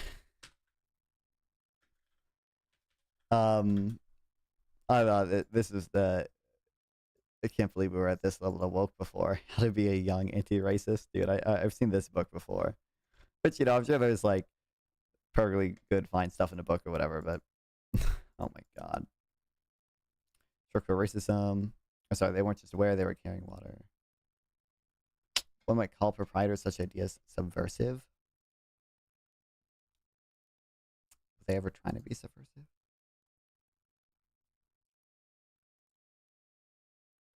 you believe in structural racism? I don't have like super strong opinions on how pervasive it is or whatever. Like certainly like there's gotta be above zero, right?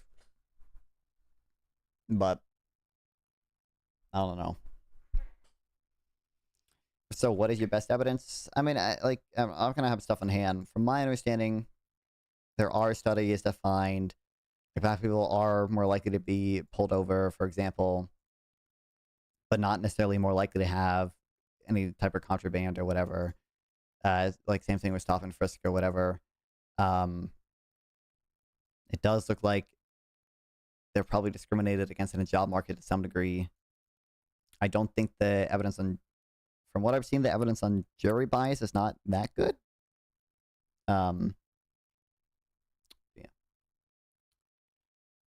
On papers, please tell me. If I had the papers, I would tell them. But do those studies account for rate of criminal offending?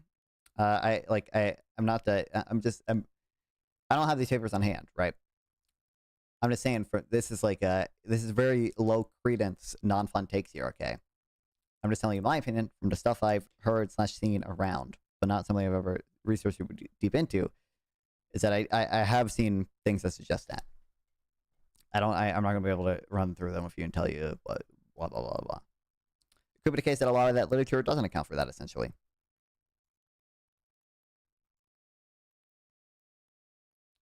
Large-scale analysis of racial disparities in police stops across America. We study... Oh, yeah, I've seen this paper. I think I've started Destiny to talk about this paper before. What's up, Pathfinder? America's overdue. Just stop doing politics. Become a gameplay commentary channel. I was doing games earlier. No one wanted to watch it, Pathfinder. No one wanted to watch the gaming, okay? Would movie off your position? It would take me doing a decent amount of research into it. Like, if you... Like, I could be convinced by... Or, like... I'm not gonna... in order to have a high credence position either way, I'd have to do a decent amount of research into it and, like, actually read some stronger, like, literature reviews or whatever. But, like, I'm sure, like a few blog posts or whatever, going over, like, literature like this, for example, and going over what the potential flaws are, certainly could shift me in the other direction. Probably still pretty low credence, but... We assessed racial disparities in policing and in comparing a data set of 100 million traffic stops across the country. We found that black drivers were less likely to be stopped after sunset when in veil of darkness, masked one race, suggesting race bias in stop decisions. Furthermore, by examining the rate at which drivers were searched and likelihood searches turned up contraband, we found evidence that the bar for searching black and Hispanic drivers was lower than for searching white drivers. Finally, we found that legalization of recreational marijuana reduced the number of searches of white, black, and Hispanic drivers, but the bar for searching black and Hispanic drivers was still lower than that for those white drivers post-legalization. Our results indicate that police stops and search decisions suffer from persistent racial bias to the point to the value of policy interventions to mitigate these disparities.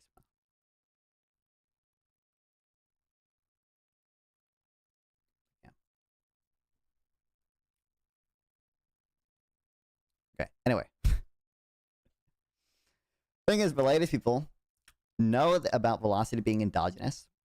They're counting on it. Nobody wanted to talk about it or admit it, but there has been some financing at a deficit through the central bank, specifically the third plan of May and June, when the central bank started transferring its net profits to the Treasury. So the Treasury would have cash in hand for paying off debt in case of monetary issues. This was, I've actually never thought about it before. We do this too, right? I mean, the central bank, the Federal Reserve has not turned a profit or whatever in the last 3 years, but I guess technically we do this. Putting in a Malay position, eliminating the central bank, it would require a lot of research. So, again, another low credence, non-fun take here. But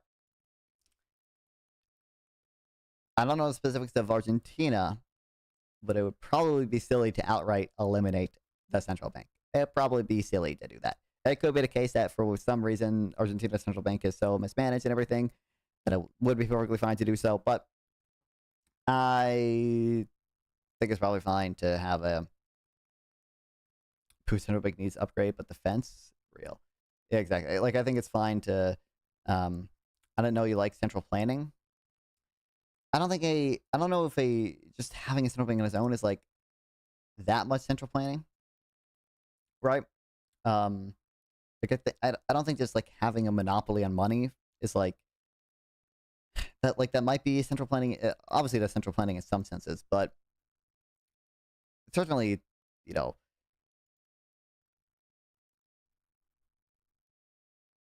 it doesn't seem like it. Especially if you have rules-based monetary policy, which I don't. To be clear, I don't have a super strong opinion on either.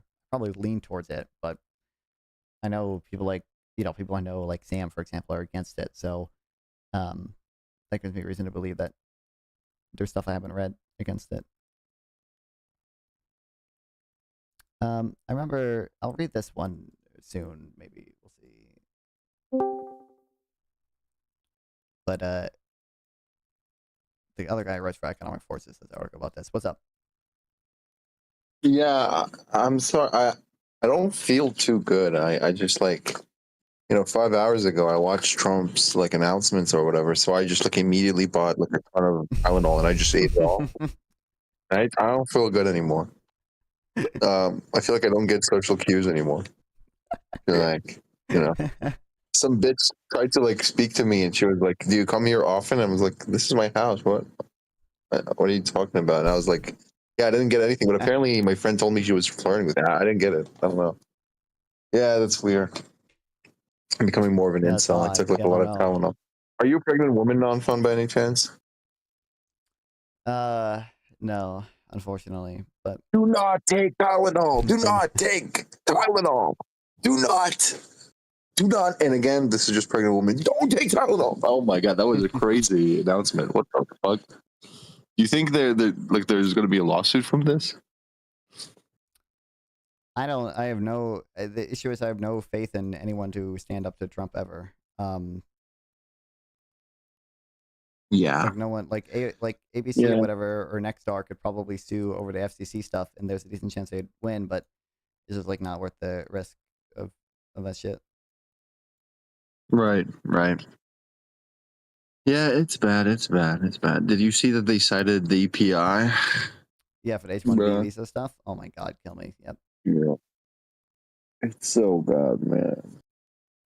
It's like I need people to understand all your enemies from the same source. Okay, it's populism. Yep. The true underdog position is neoliberalism.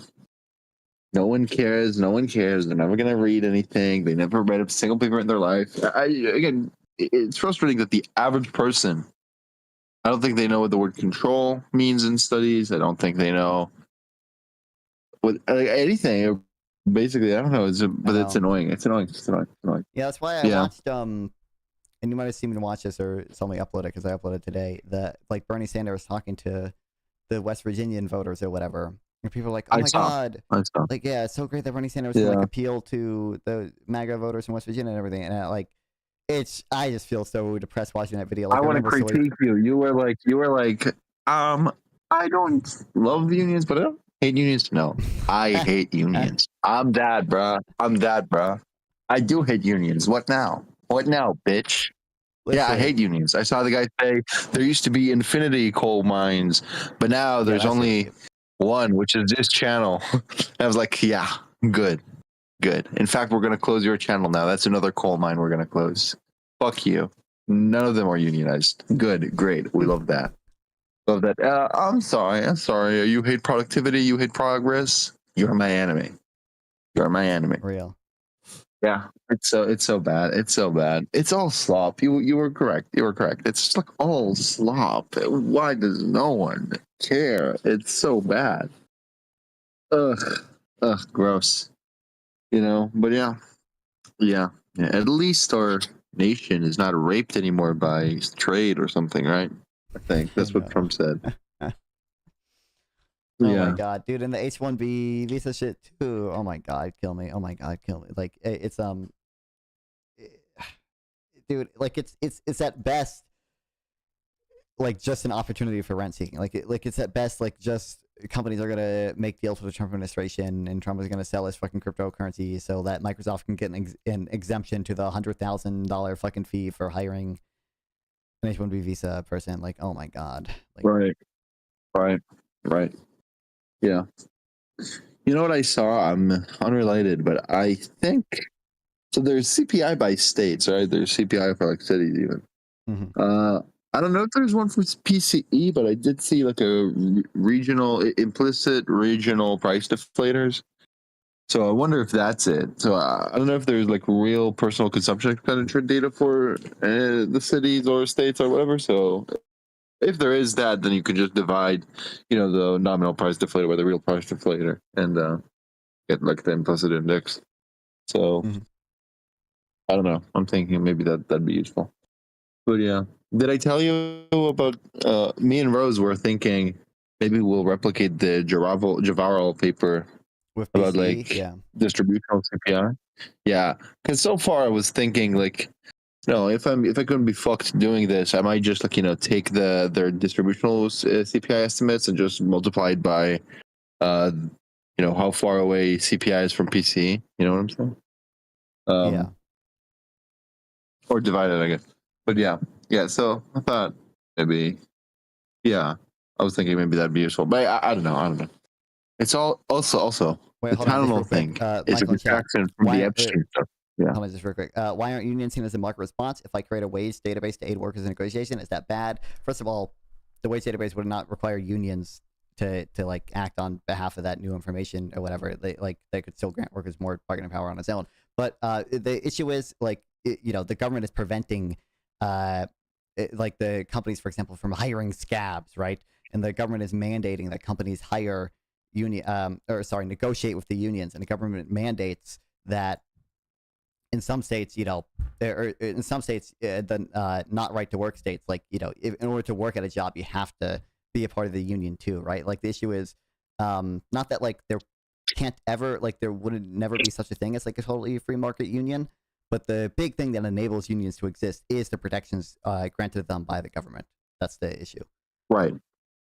Yeah. When I say I hate unions, I don't mean close every union now. What I'm saying is, don't grant unions cartel and rent seeking, basically. And again, I'm not principally free market, so I do think the free market argument for right to work laws is not good, because there's a type of government intervention, right? Like sectoral agreements may just come naturally in the market, and the government just saying, or I'm sorry, union security agreements, I should say. They may arise naturally in the market, and then the government saying no more of that. I guess that's not free market, but I don't care about that principally. I care about having good outcomes. It does seem like having right to work laws gives you good outcomes. The studies I've seen against them are kind of slop. And so there's that. I do need to read the EPI though to get the correct opinion, just to think the opposite of what they think. Yeah, it's bad, but Dude, put aside how cringy the left is. Speaking of rent seekers, I just want to say, put aside how cringe the left is. Trump is the one with the Epstein letter. We didn't get answers for that yet, and now they're talking about Tylenol. It's all distraction. Okay, your focus should be on the right. Real. But yeah, obviously. Yeah. The fucking U.S. tech workers bullshit. This has to be like a totally astroturf thing or whatever, because I can't imagine that many tech workers are actually like anti H-1B visa or whatever. We're complaining that the like H-1B visa shit didn't go far enough. They were like they had this tweet like, oh, sorry to cut the celebration short, but it doesn't apply to people who already have H-1B visas, and it's like I don't think it goes into effect. Yeah, that's retarded. Yeah, I know. It's like totally like, oh my god, these people are. Really, you're not even happy with this? Like, this is not enough. Yeah, like, it's also how could it be to people who already have it? It would be like we're revoking, birthright citizenship, and then that applies to people who are already born. Like, you can only apply it. Like, if it's a fee, you can only apply it to. I guess they could do. I don't know if they could do a fee that applies like in a couple of days or something, and then to everyone who has an H-1B. I don't know. I don't think. But yeah, either way, all of that is retarded.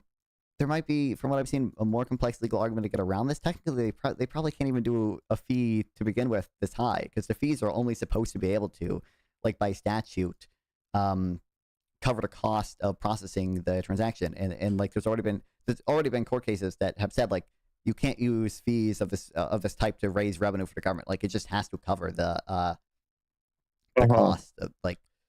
But I saw there was a like more complex legal way potentially that they could do it, but I don't know for sure.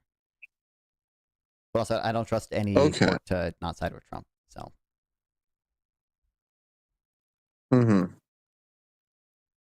Yeah. Okay.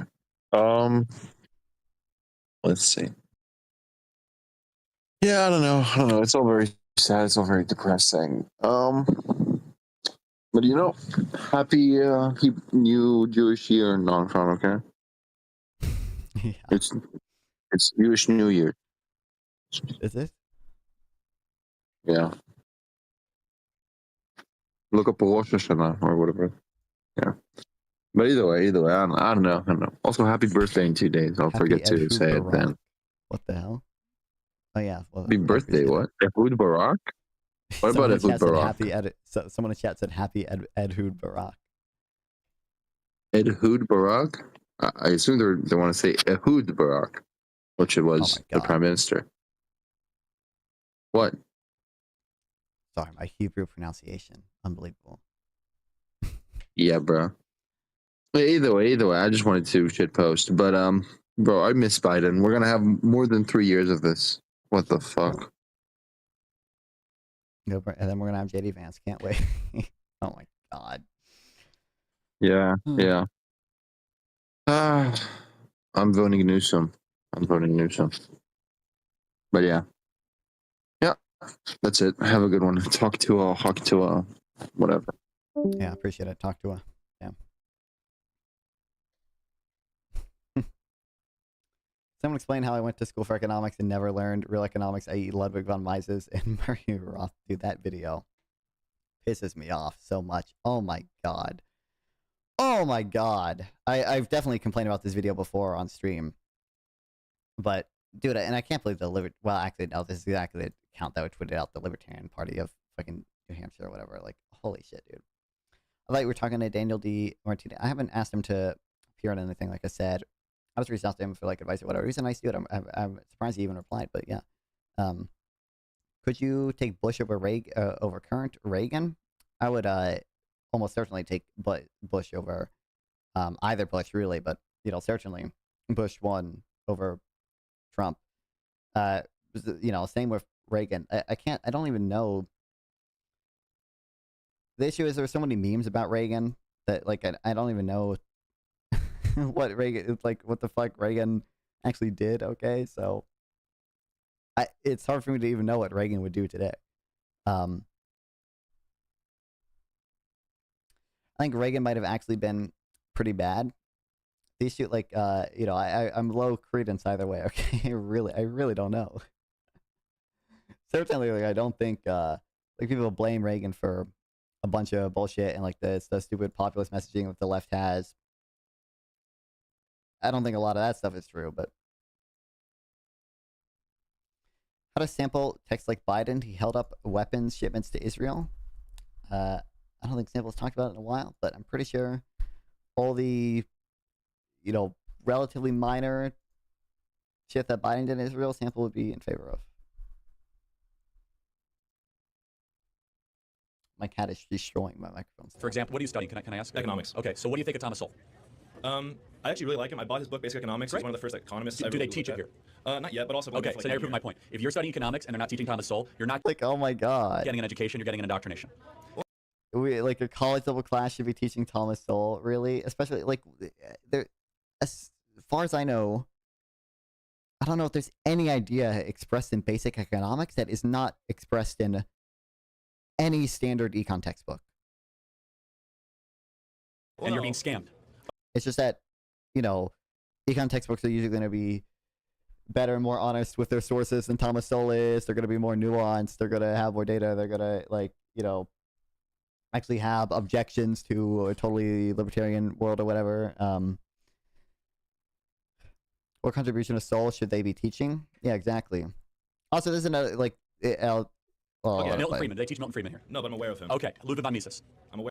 Like, you shouldn't broadly. It's not necessarily a point of like teaching people, right? Like, certainly in some cases it's going to be relevant to sort of mention you learn Friedman, Lucas, Farmer, yeah, like obviously, but like, kind of, like in a 101 class or whatever. And like, by the way, even in my high school econ class, it mentioned Milton Friedman was mentioned. There's stuff in a textbook about Milton Friedman, and I believe it's negative income tax. But it's kind of it's more important to sort of teach just ideas, especially when they become consensus.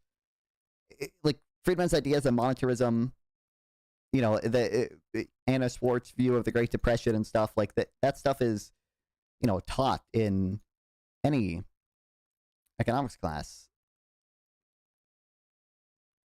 A lot of Friedman's ideas are incorporated in new neoclassical synthesis. Exactly.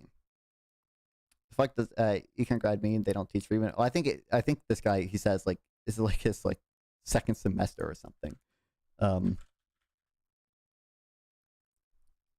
Aware of him, but no. Murray Rothbard. Hold on. No. F.A. Hayek. No.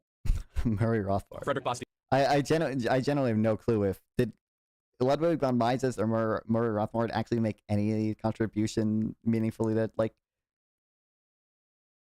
economics, or did they just do a bunch of like Austrian philosophy stuff? Yeah. No. You're not getting economics education. No. Frederick Bastiat. No. You're not getting economics. So, I'm aware of it, no. Murray Rothbard. Hold on. No. Have we learned about the K% rule? I don't know if that was taught in my classes, but yeah, I know the K% rule. Yeah. F.A. Hayek. No. Frederick Bastiat. Frederick Hayek is everywhere in like 101 econ. Like I don't know what it means. Like Milton, like a lot of the stuff I remember. This is the textbook I used in high school. Like they have the like in the new section they have like further detailed sections or whatever, which mentioned Milton Friedman before. Let's talk about Hamilton. Oh, this is like in the textbook. Quantity theory of money, Milton Friedman, like as economist Milton Friedman was put, inflation is always and everywhere a monetary phenomenon. Milton Friedman pointed out that deflation would lower the nominal interest rates, called the Fisher effect, like long run Phillips curve, obviously the entire like Phillips curve natural rate of unemployment, like that a lot of that stuff was influenced by Friedman.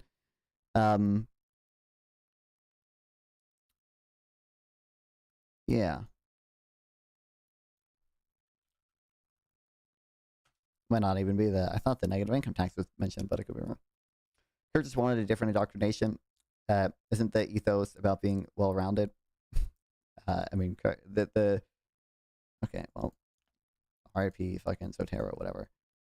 No. Kirk wants to epic own. No. You're not getting economics education. You're getting an indoctrination. You should know everything. It's not your fault. But what you're paying for or going into debt for is not your real economic education. Those are the people that theorize about free markets, which is a legitimate school of thinking. Monetarism, private property rights, and the fact that I'm not. But like any type of Keynesianism a legitimate school of thinking? Criticizing you. I mean, criticizing the institution that's failing you, that you don't know what these people believe and you're not being taught that rigorously, proves my point that college is a scam. Like,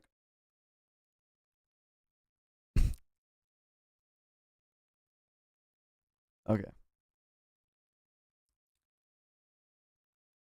Like, obviously, whether you agree or disagree with them, like, it's certainly the ideas of no, because government bad, indeed. You know, I don't think you should just, like, not contend with the work of Keynes and, you know, post-Keynesians, like, or even new Keynesians. A hypocrite, for real.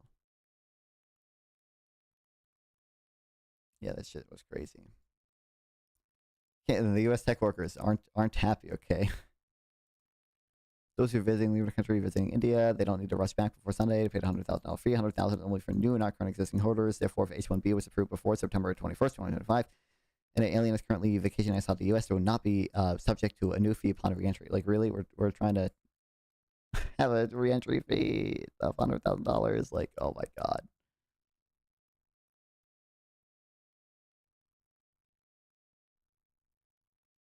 Fall short of truly helping workers and STEM graduates.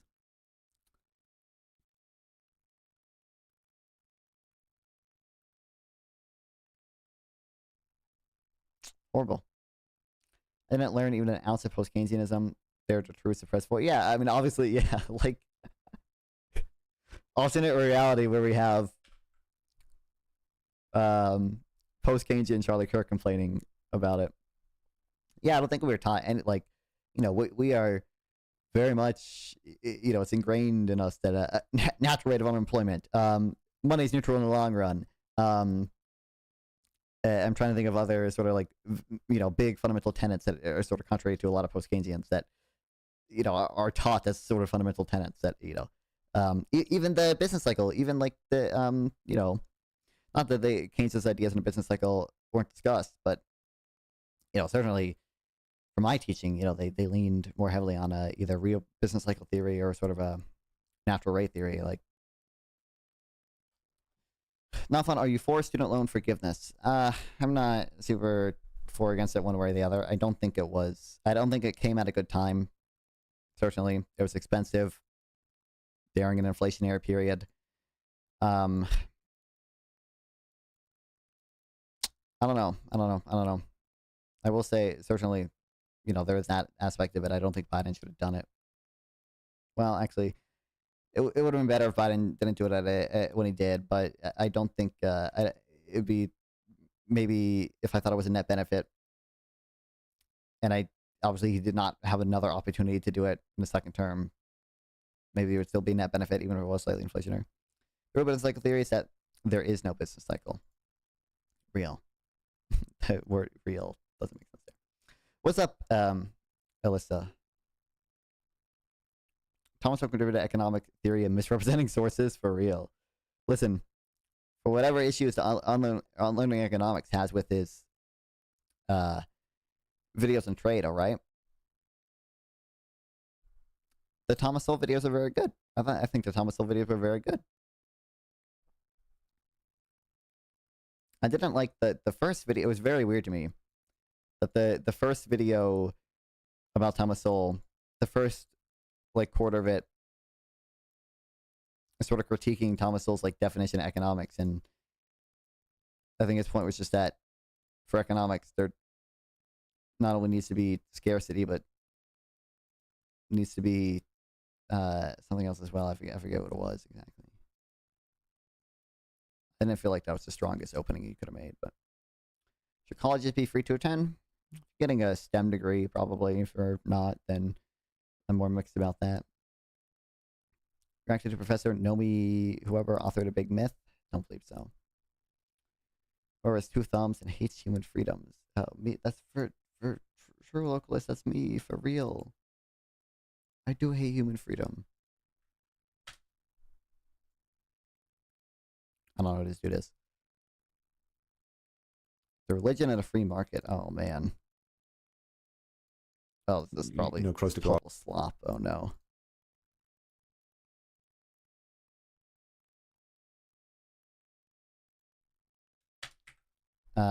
Yeah, when I say the ideas of Keynesian and post-Keynesian should, be contended with, it's not what I mean. You don't hate it, but you traded it for a moment.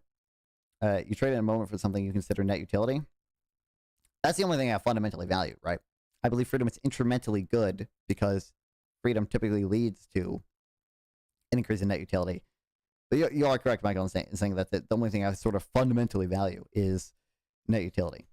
Although freedom is also, not that net utility can't be vague as well, but like freedom is also vague in that obviously people are going to have big disputes over what type of freedom is actual freedom, positive freedoms and negative freedoms. Right, like that's going to be a big thing. Anyone who trade security for free? Well, I think instrumentally, it is often not good to trade freedom for security. But that's not an intrinsic thing. That's an instrumental thing.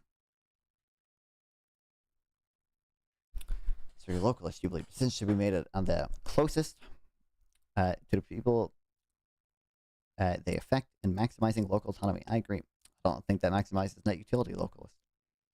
Localism is pro-NIMBY. In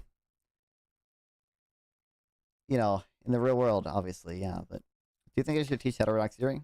Honestly, don't know. I've kind of, I feel like I don't know enough to know whether or not they should. Certainly, I don't think like heterodox theories and everything should be totally written off. It's they should at least teach MMT, maybe. But I kind of don't. I don't know what context they should be taught in. Essentially, I don't know if we should I don't know if it should be in textbooks or like maybe once you just make sure to invite like a heterodox like guest lecturer in, for a few classes or whatever to talk about some of these things. But economics isn't STEM. Economics is soft STEM, but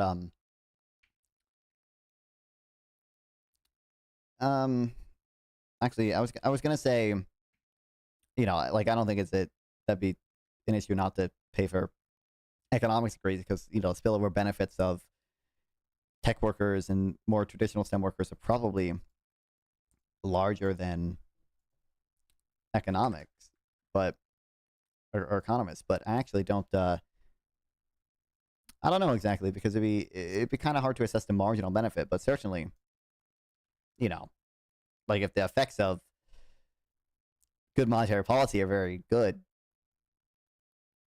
then it could be the case that like there are just like huge spillover benefits from like economics research, right? Like, Toronto streamer, whoever, I don't. How American business taught us to loathe the government and love the free market. This propaganda was successful. Business elites, trade associations, wealthy power brokers, and media allies set out to build a new American orthodoxy, down with big government and up with unfettered markets. I don't know, most of this stuff seems like memes. It's not like we did it. Oh, Friedrich Hayek and Milton Friedman.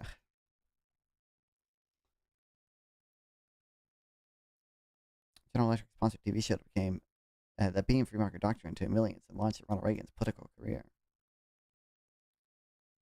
A lot of this stuff just like seems like memes. Shouldn't you be concerned with your net utility? Oh, sorry, that your net utility suffers from the calculation problem. Kind of. I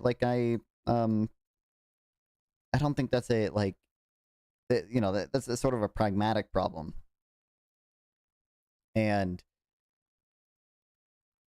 I don't, I think there's a strong case to be made that you should live essentially like a virtue ethicist, right? Or you should live like a Kantian in some cases, because certainly it is utility maximizing to lie in some cases, but people aren't gonna know whether it is sort of right or wrong to lie in any given moment. And you should probably just kind of live by these rules or whatever. Are you for maximizing happiness or minimizing suffering? Well, I care about the net, right? So like you know, it's I don't care about one or the other. I care about sort of the net effect, like happiness minus suffering, essentially. Like I think it'd be sort of better to have a world like, let's say, like it'd be better to have a world where maybe one person lives a semi-negative life, like negative 50 utility life or something, and someone else lives like a very good life, like a positive 150 utility. Like that world would be better than a world where two people both had positive 20 utility, right? Because the happiness minus suffering in the first world is larger than the one in the second, even though in the second one, both sort of have both have or there's no suffering in that world, right? Both are happy overall. You can never solve type A and B errors simultaneously. They are fundamentally in contention. I don't know if that's relevant to like most expected value considerations for utilitarianism, right? There are I know there are a lot of philosophers who have stuff on this. There are philosophers who sort of just make the argument that like like the expected value of like literally like almost any action is like almost totally like indeterminate or undeterminable. There are a lot of funny arguments you can make stemming from that.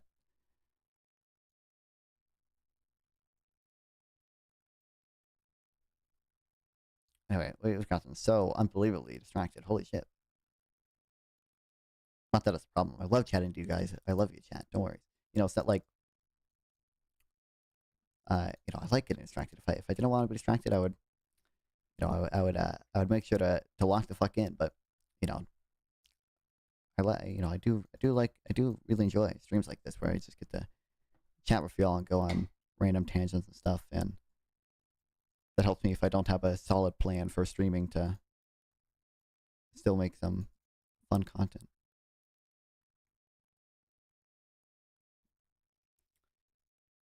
But this is like a just a brief blog post talking about stuff. One argument for monopolies that goods would be produced by the market. In this case, the argument goes the government should step in and be the sole producer of the good. This occurs, for example, in the case of public goods. The public good is a good that is not excludable. One cannot be excluded from using a good and non-rivalrous. One person's use of a good does not affect someone else's ability to produce it. However, currency is both excludable and rivalrous. Thus, the public good argument doesn't seem to work. Another argument is that producing currencies is a natural monopoly. This occurs when the average cost of production falls as production increases. In this case, it makes sense to have a monopoly because one firm can produce the same quantity of particular good at a lower cost than two or more firms. Initially, it seems to have some validity. After all, the cost of producing $1 bill is essentially the same as the cost of producing a $100 bill. However, this ignores the other costs associated with currency issuance. Think about the competitive supply of banknotes under commodity standards. An expansion of note issuance increases profitability if the marginal revenue exceeds the marginal cost. The printing of a banknote is only one aspect of the cost. Banks that competitively supply banknotes need people to hold those notes in order to profit. This requires convincing people that they should hold these notes. Banks therefore compete on reputation. Have you considered hand-waving all the econ papers to ever exist and make one simple assumption: man acts praxeology makes your life a whole lot easier? Never thought of that, Hamsters. I can't believe I haven't considered that. Can you have AI come up with better poll questions? I have just been using the same one. ChatGPT come up with like the most like cornball shit ever, though. Not just please like, yes, and yay, which I think is exactly what I have right now. Is not cornballish as well. But welcome back, Patrol. Nice to see you. Son should redistribute subs and gift 100 to non-farm. That's true. This is true. Many have been saying this. Hassan is a sub to the channel.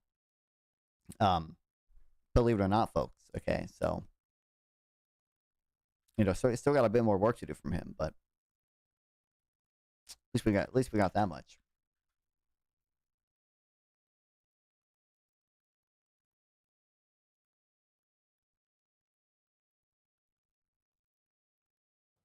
Oh, I see. hello? There should be like I should be able to like open his account in like chat view or something to prove that he is subbed to me.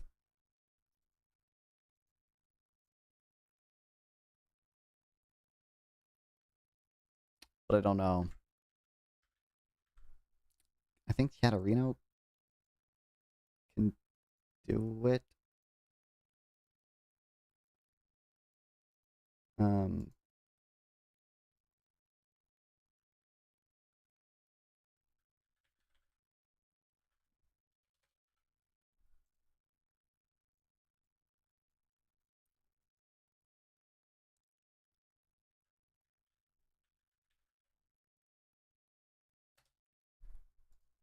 This might only be able to look at my actual real chatters.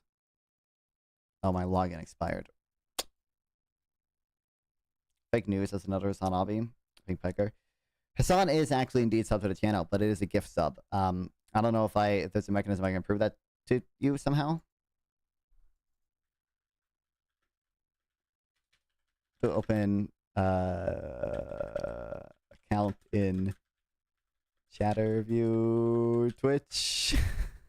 Oh no. For the rest of y'all folks, okay, like I can click on your name and it tells me this stuff.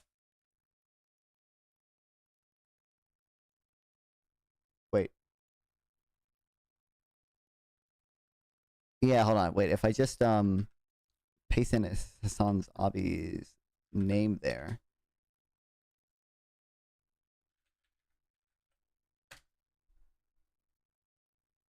Yeah, there we go. Yeah, tier 1 sub for 1 month. Let's go. Yes. Yes. Hell yeah.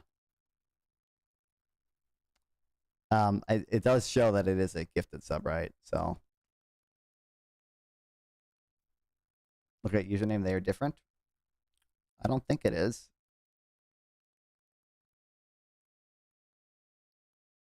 Yeah, it's not. No, this is the real. I don't know. Hassan Abi. 3 million followers. Okay, this is the real him. Is indeed was gifted a sub by Testicle Johnson. Okay, shout out to Testicle Johnson, my goat, my goat. Someone gifted a sub to him. Was it you? It wasn't me. I just said it was Testicle Johnson. Okay. Oh shit! Thanks, Michael M, for the YouTube membership. Thanks for Epic sauce here. Let's go. I need to redo the YouTube membership names. I just wasted another sub. Not wasted. It was goated. Thanks, Michael. I really appreciate it. I gotta start. I might start having uploads be available early for members. What's up? Did you see not Charlie Kirk, Pisco cover Robin Orr, the recent thing?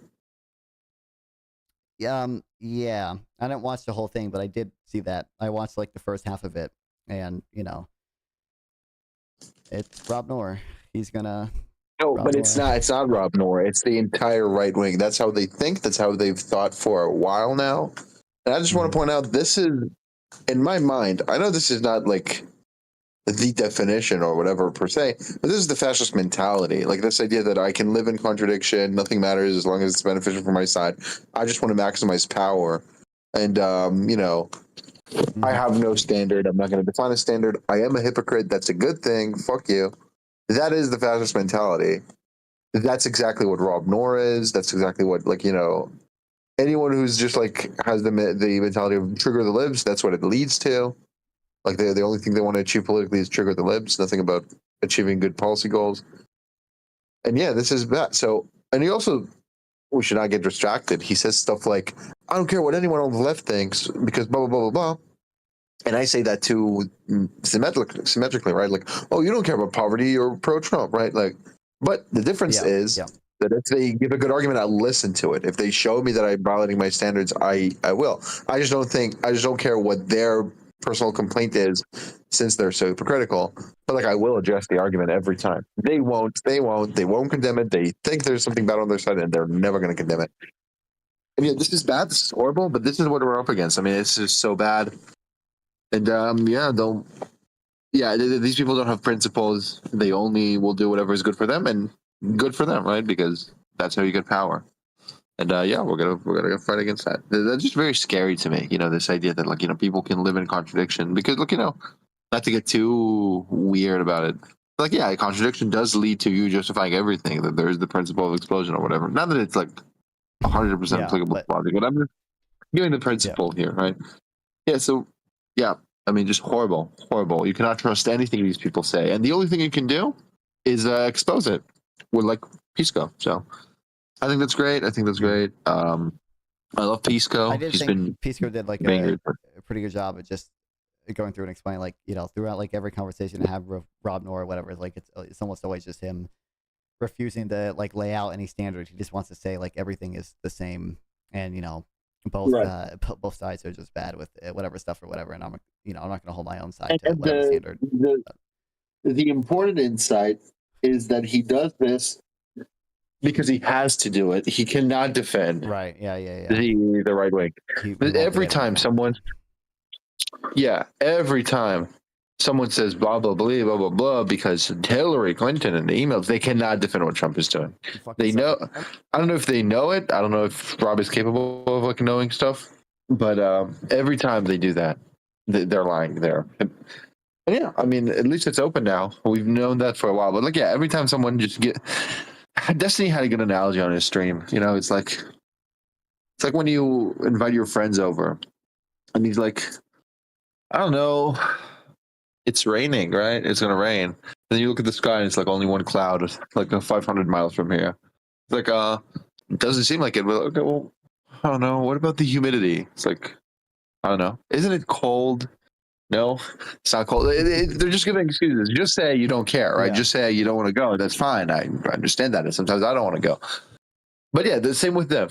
Just say I like Trump. I'm going to do whatever Trump says. I'm a cult. I'm in a cult and whatever. And so that's something Dan Malik has been pointing out for a while. That's something Destiny is aware of now. That's something Pisco is very good at exposing. So I'm happy about that. But I just have to internalize it. I sometimes bother too much adjusting arguments I know are bullshit. And I just want to make it clear, I'm not applying the same thing as Rob. The moment Rob can signal to me very clearly that he's principled, I'll actually address his arguments. But insofar as he doesn't, he's just as good as a fascist to me. I mean, he's just like living in contradiction and just like a horrible, horrible mentality. So yeah, I don't know. That's very depressing.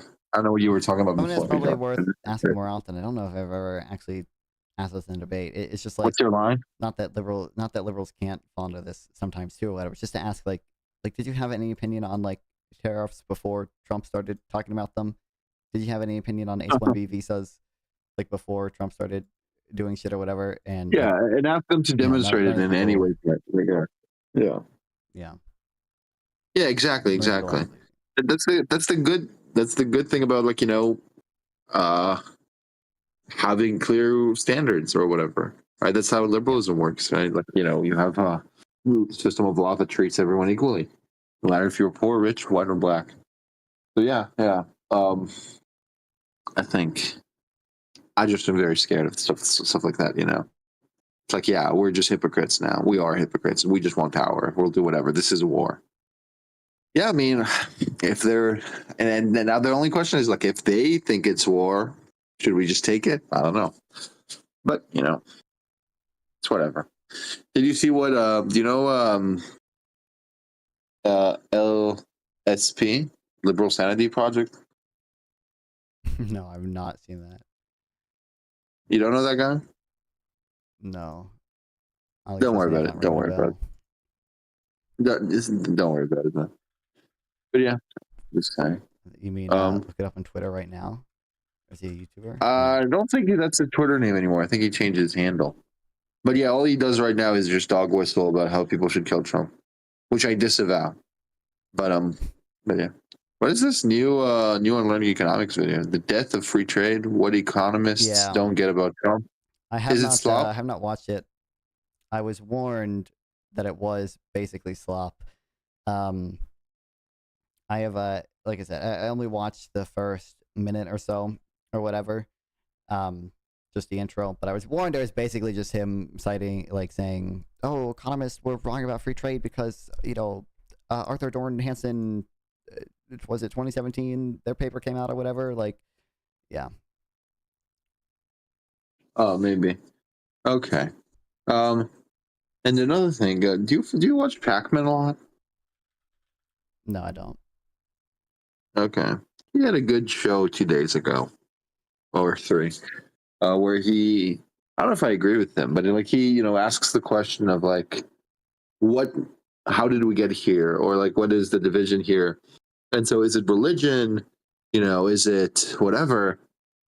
And then, he tries to explain it the best. And his explanation, I don't know if I agree with it, but it's like people who see progress as a good thing versus people who see progress as a bad thing.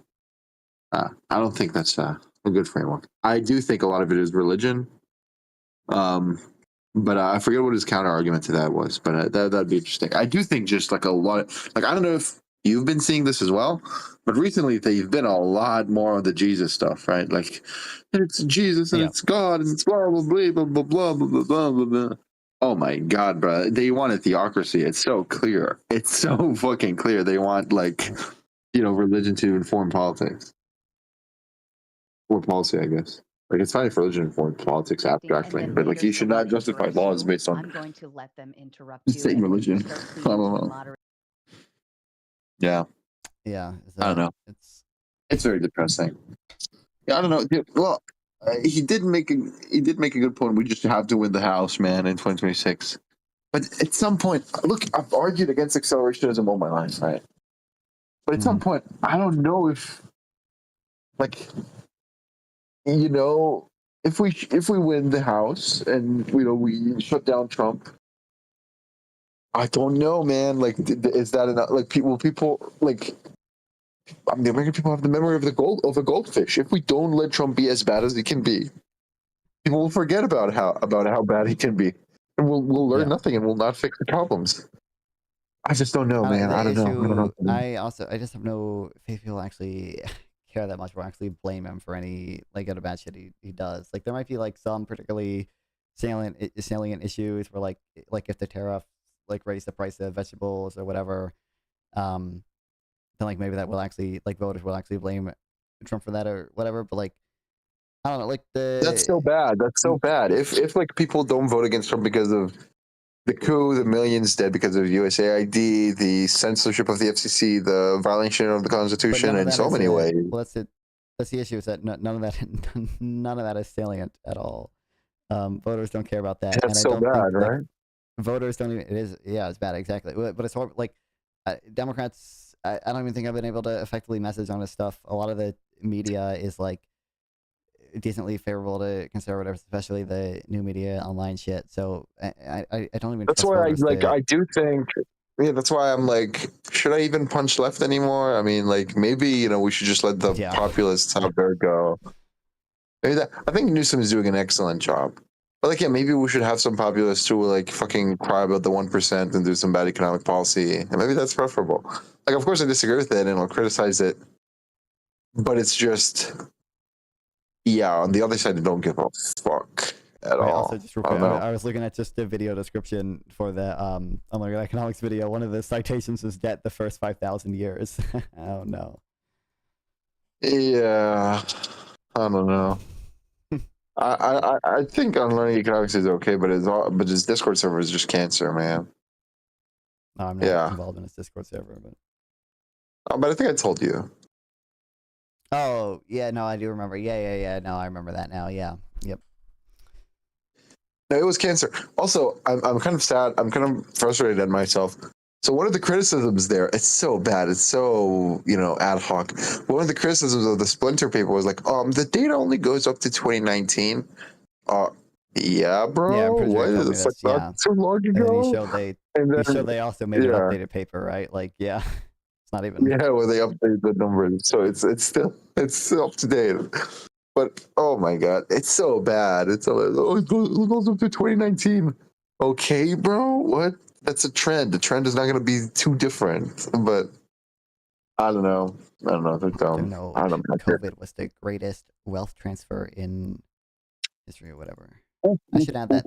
That's also like a yeah. Meme, that's right? another Like, talking point. Yeah, I forget what the debunk is, but I was the WhatsApp group now is not very active. But I was in there's a WhatsApp group I'm in with a lot of Israeli communists and whatever. I remember that being posted.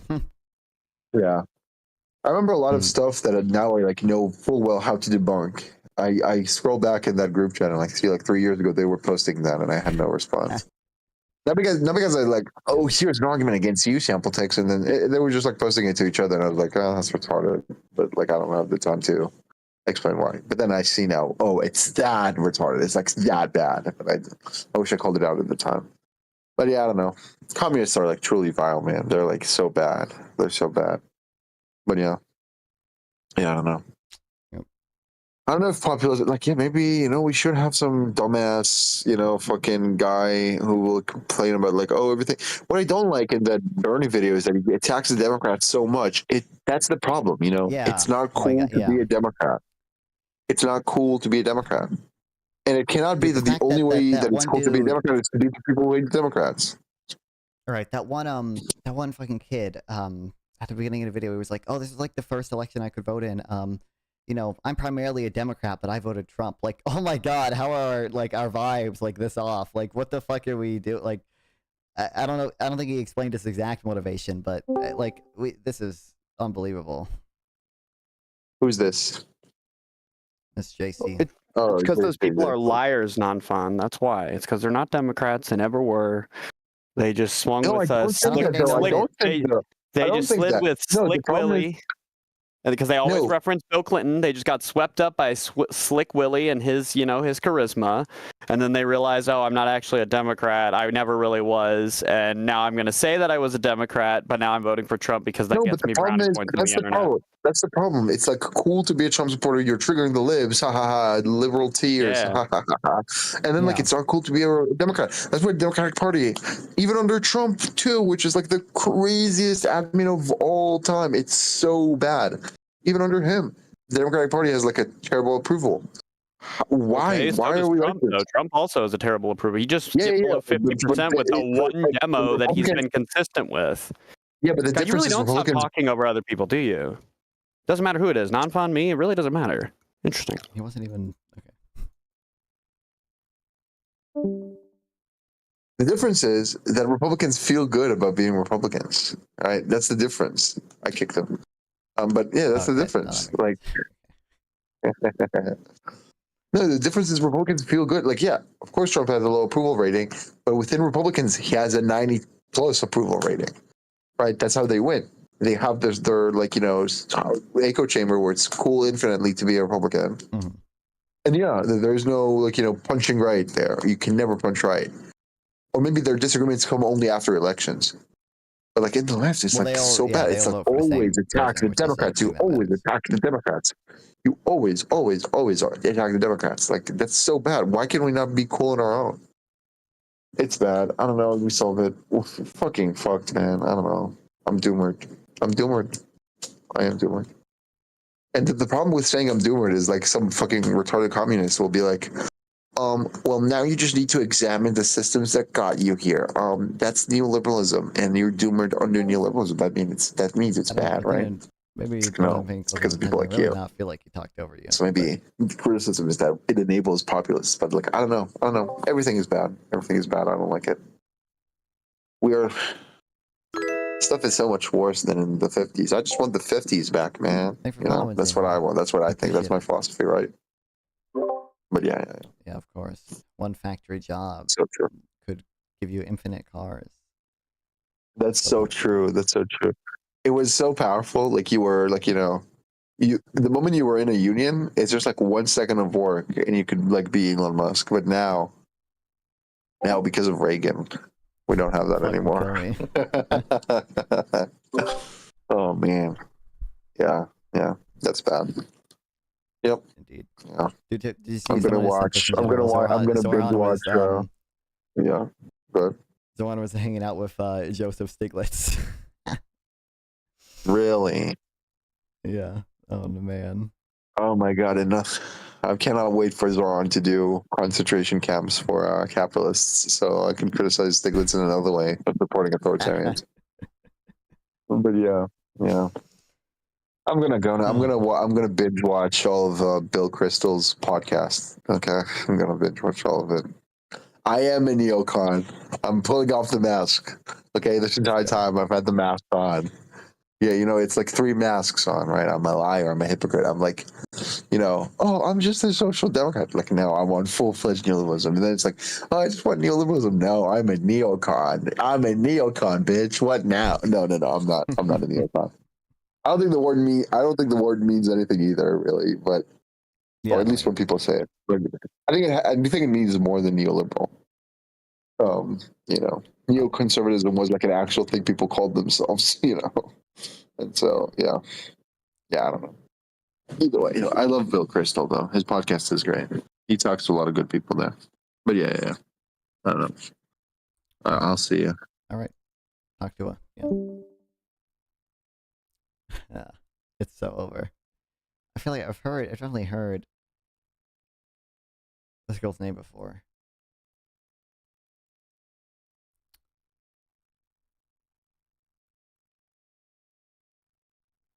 But I don't remember what it's from.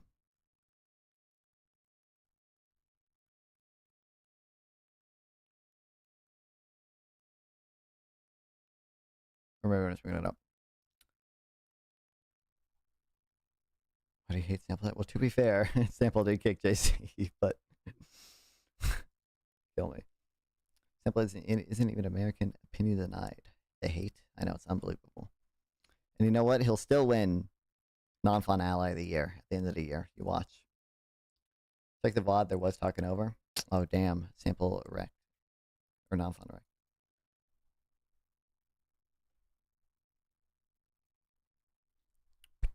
Why doesn't this chat like Sample? I'm pretty sure the majority of the chat probably does.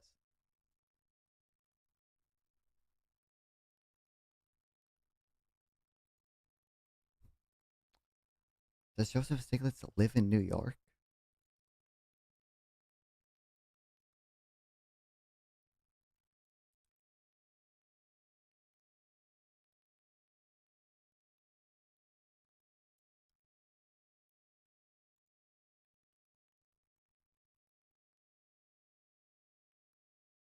Oh, it's his fucking wife.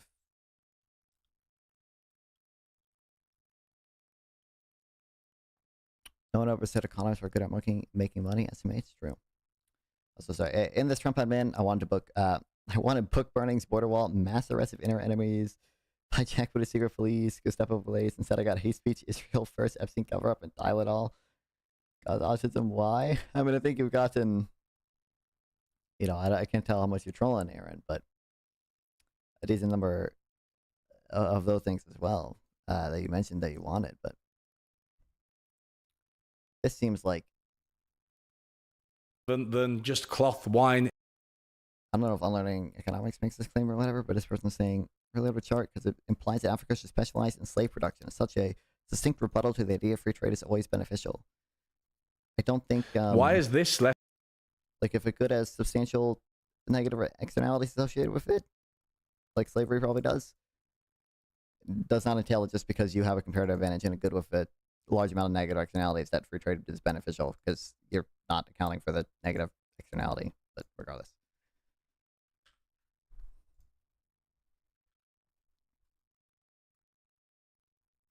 And we got like super hardcore, unbelievable distracted. Dude, Soy Pill, I was able to pawn this debate off on Soy Pill, okay?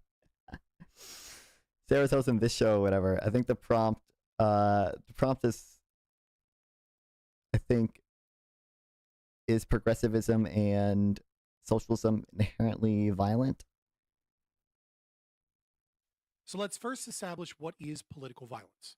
Political violence is any initiation of physical force, coercion, or fraud by individuals, groups, or institutions, especially the state, against persons or their justly acquired property, aimed at achieving political ends, such as control, domination, or redistribution of resources in violation of the non-aggression principle. Where's my fucking All forms of DMs? socialism, communism, and progressivism at their core advocate the violation Yep. of private property rights and It's gonna be individual a- liberty in the name of political violence. It's going to be a There we go. I think Soy Pill knew this, but I did warn Soy Pill. I was like, Fabian is just going to say all this shit is a violation of property rights, and any violation of property rights under coercion or whatever is violence. Like, oh my god.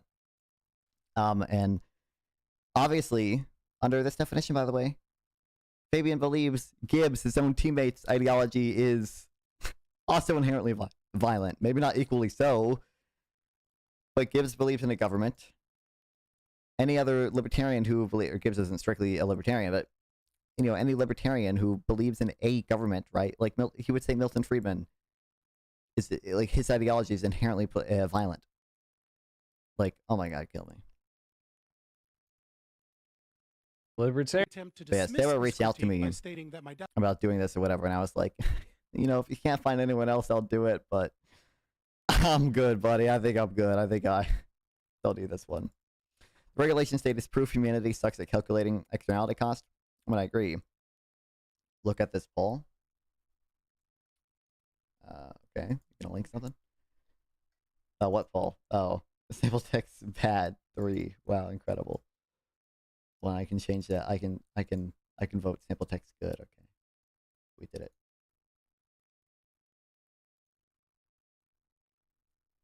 That's why you set up debates with no normative claims. Yeah, it's definition is it's stupid. But yeah. Obviously, Fabian.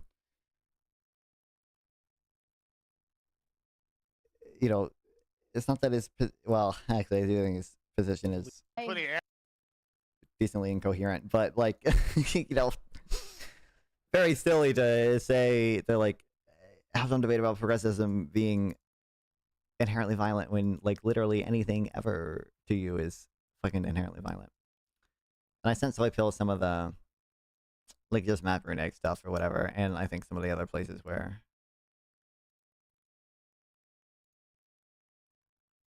this shit breaks.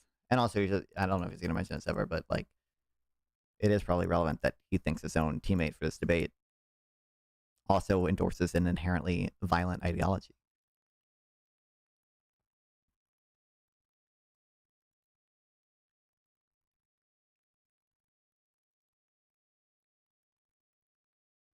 I mean, libertarian out there on the internet, especially in the sad pits of Reddit, seriously thinks the non-aggression principle does work in favor of the preferred economic institutions. Even notable people like Jason Nikki of Cato get sucked into the stupidity from what I recall from our last run. He has now abandoned it.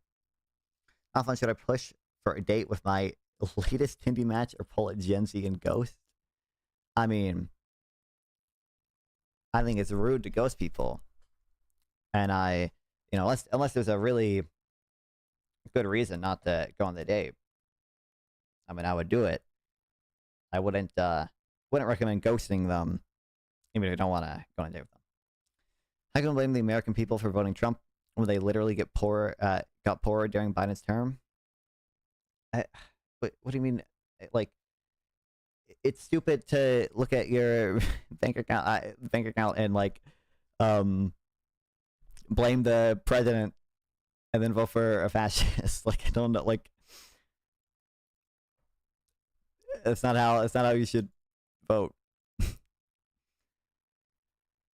As he must, the non-aggression principle is actually followed, renders ownership in non-bodily things totally impermissible when employed in argument. When employed in argument, it is done in a transparently circular, question-begging, and tautological way. The sad thing is, even though the mouth-breathing libertarians continue to press non-aggression as if it's isn't a total train wreck, smart libertarians have already abandoned it for precisely the reasons I've given above.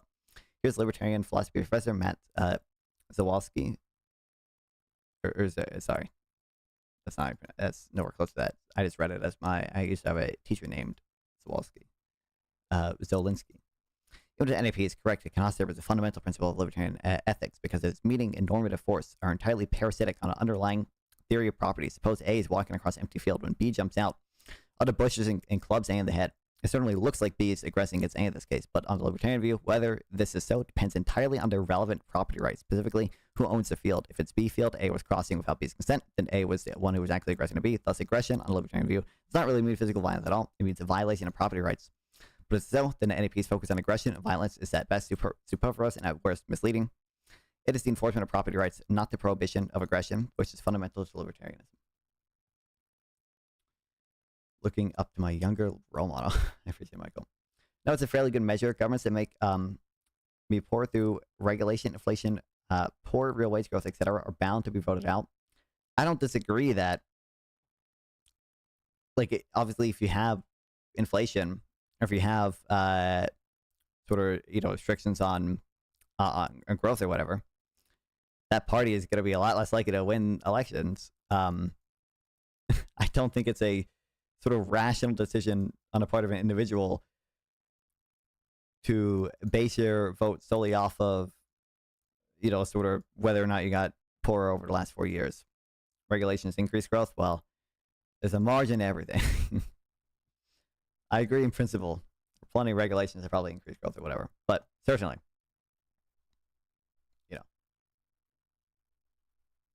But Biden caused inflation. I obviously don't think Biden was the majority of inflation. It's also true in practice. I don't know, how we would. I don't have super strong opinions on that either way because I don't have good data on that or anything, and it would be kind of hard to quantify exactly on net whether it's true or not. But let's go. I love papers. I don't think even if you blame Biden for all the inflation, again, I don't think it's a rational decision to turn around and vote for Trump when Trump is better or worse on every conceivable metric. ARP wouldn't have passed if Biden didn't want to. This is factually correct. I agree. Biden could have vetoed the American Rescue Plan. I don't think the American Rescue Plan was responsible for a lot of the inflation. I don't have super strong opinions on exactly how much, but people did quantify it as a recent top 5 general publication based paper analyzed the conditions under which more legislation contributes to economic growth. In context of U.S. states, we apply natural language processing tools to measure legislative flows from the years 1965 to 2012. We implemented a novel shift share designed for text data. What an instrument for legislation is leave one out: legal topic flows interactive of pre-treatment, legal topic shares. What? We find that at the margin, higher legislative output causes more economic growth. Consistent with more complete laws reducing ex post holdup, we find that the effect is driven by the use of contingent clauses, using contingent clauses the largest, it's in the largest sectors with high relationship specific investments and is increasing with local economic uncertainty. Let's go.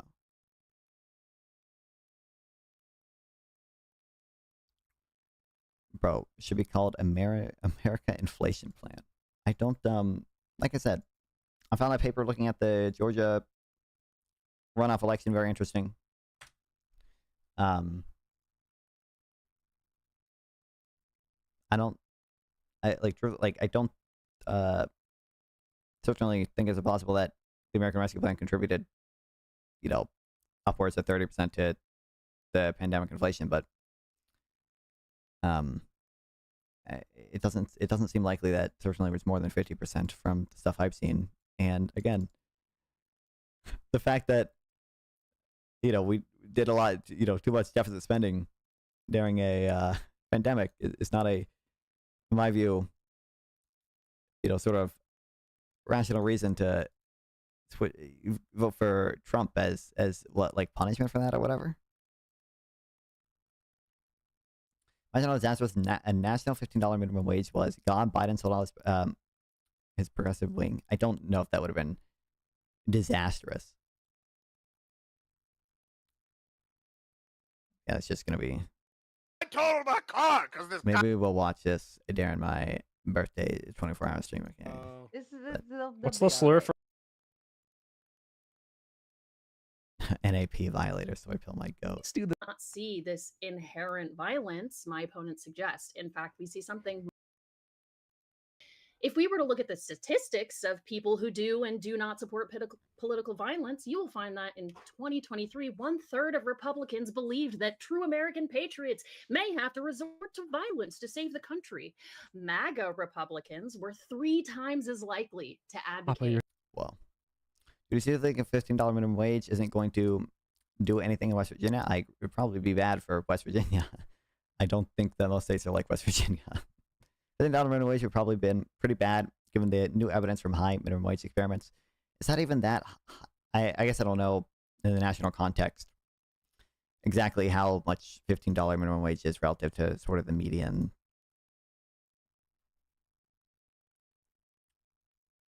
Wait, another libertarian, Stefan, whoever. Another reason it's not clear that non-aggression is really the most fundamental libertarian principle. In fact, I think it's not. I think the libertarian conception of property rights is more fundamental than aggression. If I use force to take an apple from your hands, is it aggression? Is it trespass? Well, it depends on who owns the apple. If it's my apple, and you've just stolen it from me, then it's not trespass. If it's your apple, then it is trespass or aggression. Classifying an action as aggression or not requires knowledge of who owns it.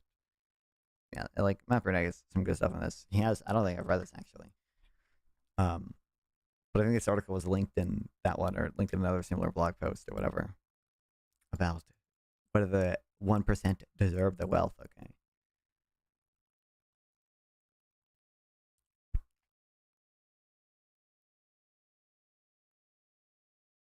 Basically, Minkyu trying as hard as he apparently can to be big picture and philosophical about things, predictably test results, specific details in favor of an adequately criticized elsewhere, so I won't work on that. Instead, I will address Mankyu's economic morality in his paper. As elsewhere, Mankyu claims to follow a justice-first perspective on economic justice under Mankyu's understanding of the long-standing concept. Justice dictates that individuals receive compensation congruent with their contributions. Before diving into what theory actually entails, it's important to note that a wildly implausible notion of economic morality, one that I doubt Mankyu himself actually supports. Is it really the case that children just have no claim over a product of society? Is it really the case that disabled people have no claim to the product of society? Does that speak to anyone's intuitive notion of what economic justice requires? Moreover, what each particular individual ends up contributing itself is a function of what kind of background economic institutions have been established. Think about that last sentence hard enough, and you'll see the hopeless circularity that's involved in trying to use justice as a method of justifying background economic institutions, something Mankyu attempts to do. Thankfully, we have the nonfun.blog response blog post. It's not really a response to that, but I did write this blog post yesterday, I think. What day is it? Yeah, yesterday. Just because I was not doing much else, and it's not super complicated or anything. Just a brief. I think it's like 600 words of actual stuff, because a lot of it is like quotes and like it's just an intro or whatever. But I don't know, it's just very brief, because I was complaining that, I think in a lot of the debates I've had with David had, actually on Jubilee, and with the people who had debates with me afterwards, I find the framing very off a lot of times with regards to whether or not capitalism should reward hard work or whatever. Like, in my view, that's not the sort of relevant question.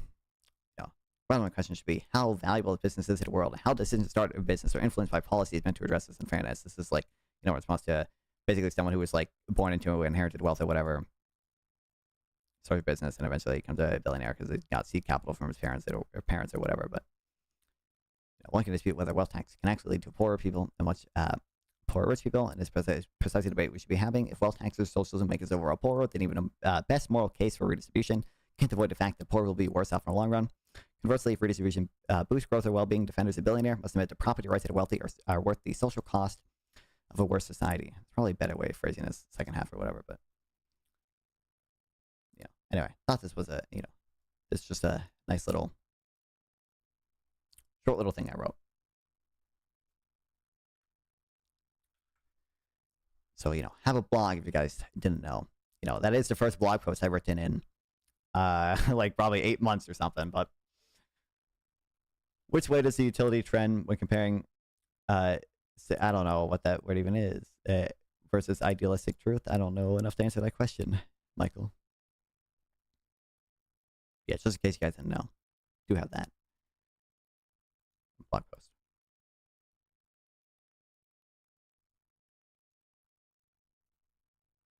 There's like 3 other older blog posts about tariffs. I probably need to go through and rework some of them a little bit, because I think I could make them a little bit better. Dude, my grandma apparently reads my fucking blog. So shout out Grandma Fawn for enjoying the non-fun blog. This is a good paper. I think I got it from Matt Brunig as well. Or saw it set up by Matt Brunig. That's how I found it. About just conjoined twins or whatever. It's like a lot of the self-ownership principle will fall apart a little bit if you think about conjoined twins who, in it's hypothetical, have like organs that are used by both of them, and were used by both of them at the same time. Like initially used by both of them at the same time, basically. Chiffons. Write a piece on minimum wage next. I feel like I would need to. Well, I don't know. I feel like in order to add anything new on a minimum wage, I have to do research into it, right? Like I don't think the world needs another 1,000-word essay about, why the minimum wage can sometimes be bad or whatever, and why the minimum wage on a national level is going to have sort of heterogeneous effects that are going to be worse for some places, and it makes a lot more sense to do them locally. And even if minimum wage doesn't increase unemployment that much because of monopoly power, like that's a stronger case for doing it locally. Like I don't know. I feel like I'd have to do more reading on it. I kind of want to read this book.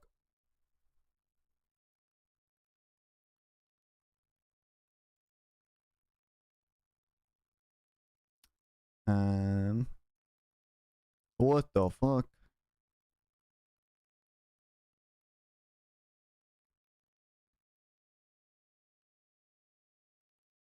Apparently it does, since we lack communal consensus.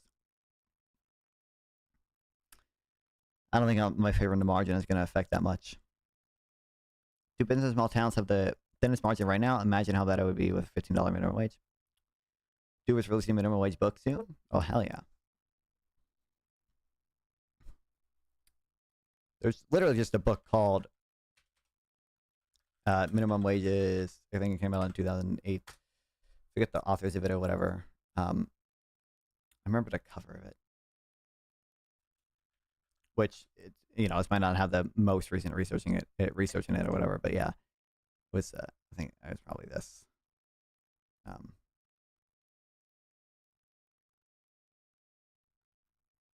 considering it's like getting this or whatever. 2008 in the context of the debate seems ancient. I mean, that's nice to know that maybe I won't get that or whatever. What you'd disregard for being marginal? Tisk. Wait, did I? I'll wait for Dubé. It is Dubé, right? Isn't he pretty pro minimum wage? Not that like I have issues or objections to reading someone who's like pro minimum wage or whatever, but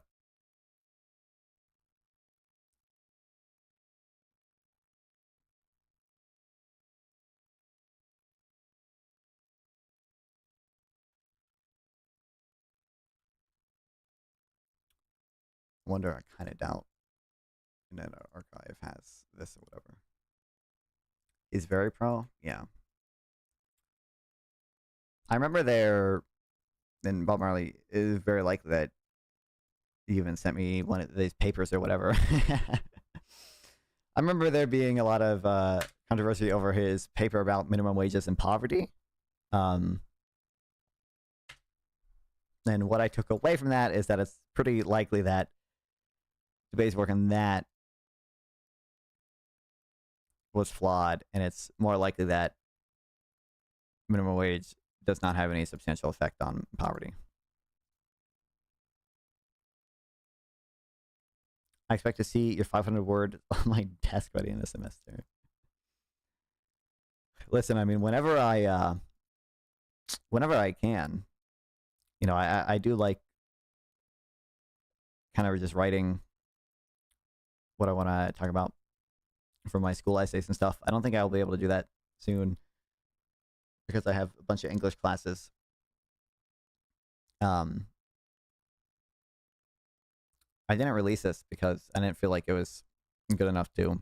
Like, I had an ethics class, for example, and like the ethics class, it was like an online ethics class. Like one of the things we did for like every module or whatever was just like, oh, we're gonna have a discussion forum, guys, and write a post and respond to classmates or whatever. And one was about like utilitarianism. I wrote like what's up?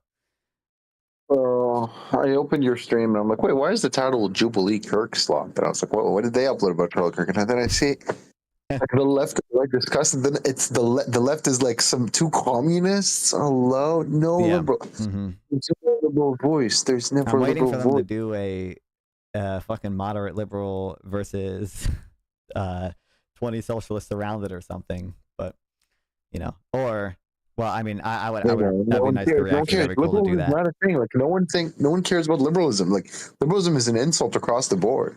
So why is it the case that like the two representatives of the left are like two socialists, where the Xena person is like completely dumb, by the way. But yeah. Yeah. No. Listen, there's a reason I titled it Slop, okay? Because it's slop. All right, that's what it. That's what it is. Okay, the slop. It is. It really is. It really is. Wow. Oh my god. It's so bad. But yeah, whatever. Whatever. I liked your Substack article, I told you, but it was good. It was good. Appreciate it. Hell yeah. Compared to Kana Boy's Substack, which was not good. Oh, some people confuse the word capitalism and markets. That's not a thing to write an article about. Yeah, Like, read just that write like whole thing. It's paywalled. I mean, I guess yeah, it's paywalled. So I only read the introduction or whatever. I do like really like I understand his point. I haven't read Lance Bush's stuff or anything, so like I don't know whatever mistakes people like him make or everything. But sorry, Lance Bush is on the Convoy side, right? But I like I think colloquially, well, first of all, like a lot of socialists are just anti-market, right? Like I don't think it's total like I think a Convoy recognizes no, exactly. the That's the minority. difference. Yeah. Yeah. You don't have a decay. I was saying, like, a lot of socialists, even when they say they like markets, other socialists will attack them for it. So there is no clear consensus among socialists. What is socialism, right? And yeah, I don't think you cannot have market socialism. But it's like what Lance Bush was pointing out with his article is that like people will have a definition and then like use it outside of what it means. So like to like say, oh, under your definition, where morality just means my preferences or something, then whatever. So this sentence that sounds bad if you abstract it away from the definition. But like no, you should stay focused on the definition. Don't fall for the tactic. That was basically my impression of this article. Like yeah, I mean I don't know, and also like.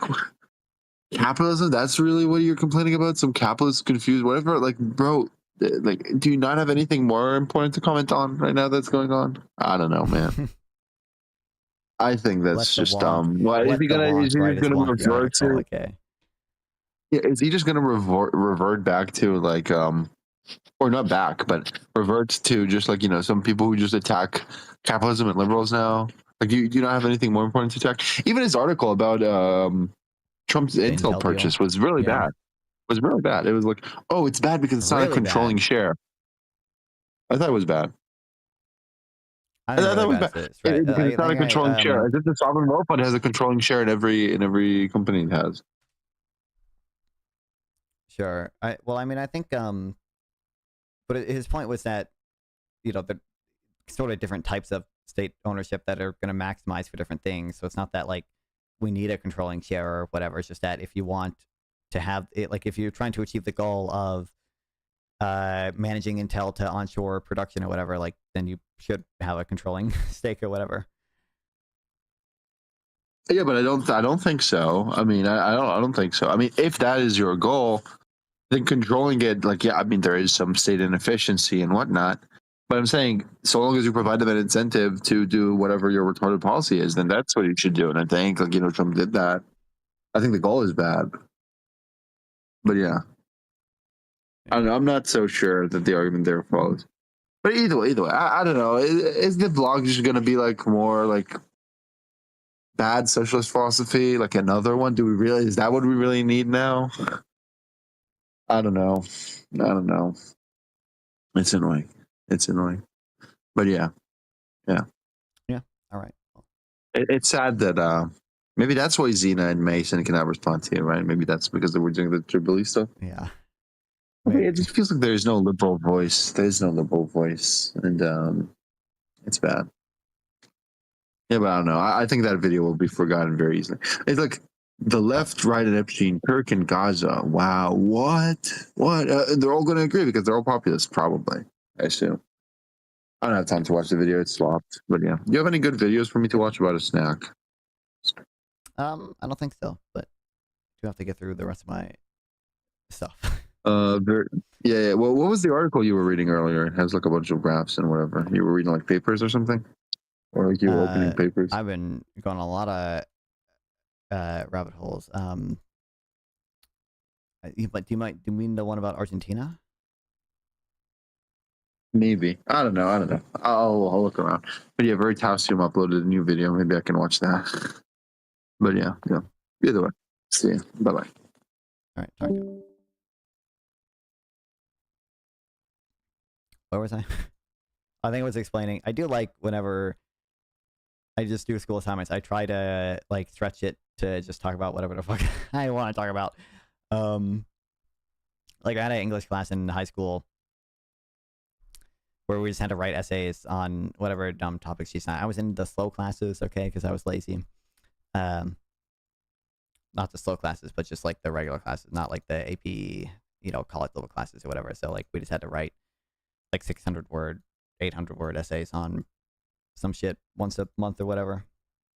Like I would always just stretch it to like, I was reading a book on free will like at the time or whatever. Like one of the essays was just like, oh, write about your thoughts on fucking revenge or some bullshit. And I was like, okay, well, I'm just going to turn this essay into an argument against free will. And then at the conclusion, just wrap it up and saying, well, revenge doesn't make sense if we don't have free will. Like I do shit like that all the time. But our high real minimum wage was the reason why the Volcker shock was so bad. I mean, I heard that before. I mean, it's plausible, but bro, I now know why you guys are all are all autistic because of Tylenol. What did I just say that revealed that? I love it. But yeah, bottom line, this is the thing I was talking about, which I think, I believe you probably did send me earlier. Like earlier this year. King of a Coast tweet. Let's go. This is about the Volcker shock and stuff. These guys are arguing minimum wage is an important channel through which contracting monetary policy leads to employment losses. And by important, I mean important. This result accounts for 39% of the total effective monetary policy during the Volcker era. I just said that earlier.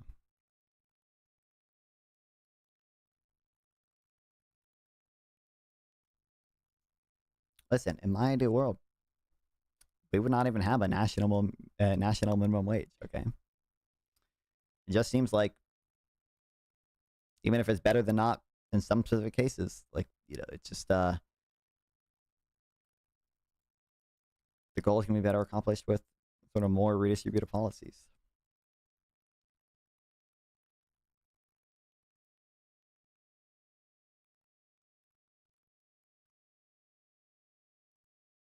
But yeah, I'd be curious when his book comes out.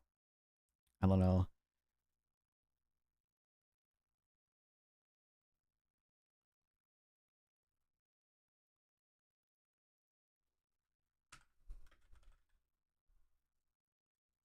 Has he announced it? Like, where has he announced it or whatever? The wage standard? Is this it? 2026? What?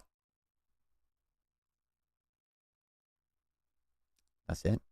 Well, you know what? I got, oh wait, ebook? Hold on. Is this available also? Yeah, god damn it. Okay.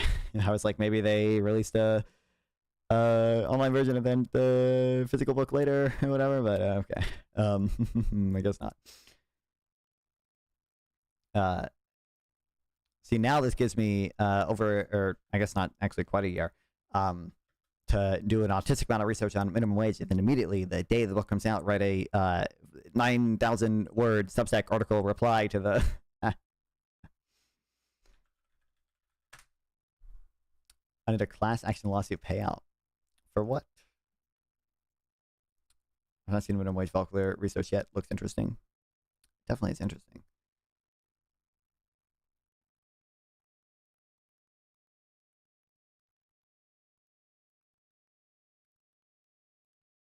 What?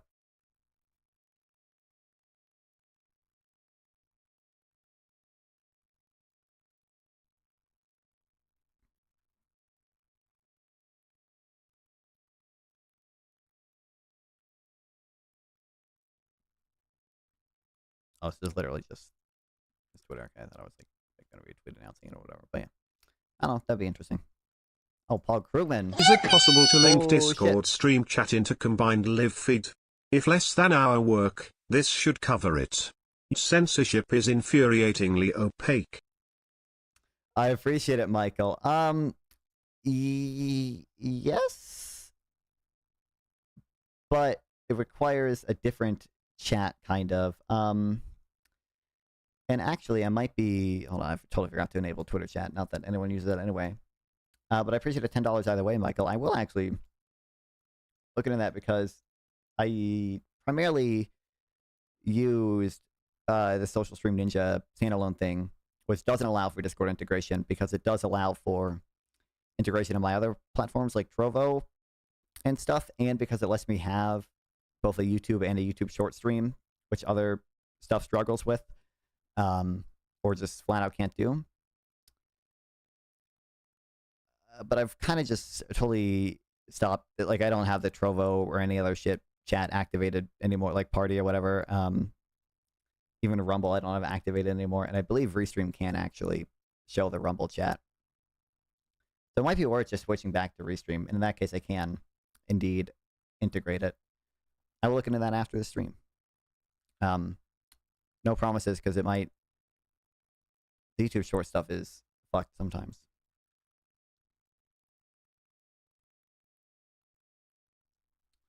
I have a positive minimum wage surely makes wages more sticky, amplifying contractions. This seems to be the Faulkner paper mechanism. Well, it's certainly, like, you know, they kind of by definition make wages more sticky. Yeah, probably. Although, you know, to some extent, well, I mean, I trust the methods in the paper, right, more than like my intuition and everything. But you know, it might be the case that wages are sticky. Like, I could conceive it. It's conceivable to me that wages are sticky enough, anyways, that the sort of marginal effect is just not that big.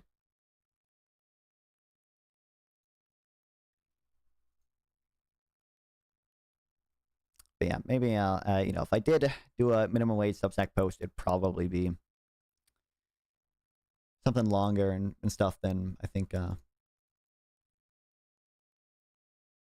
what I could write based off the knowledge I have now.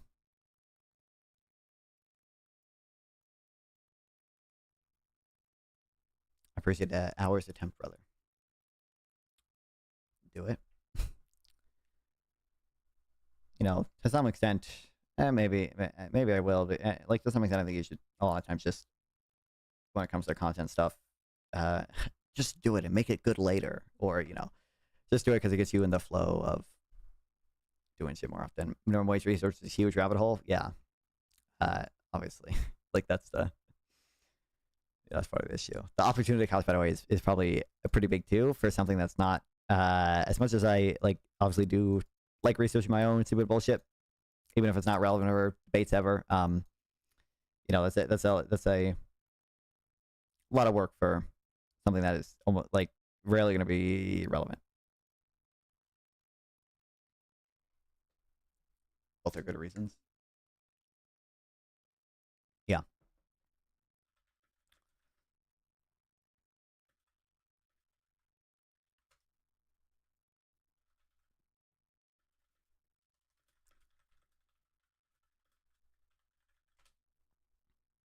Anyway.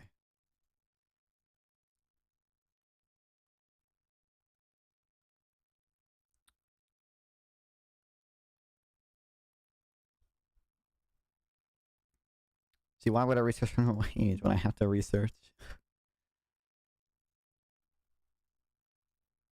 anti-vax stuff and Tylenol and oh my god.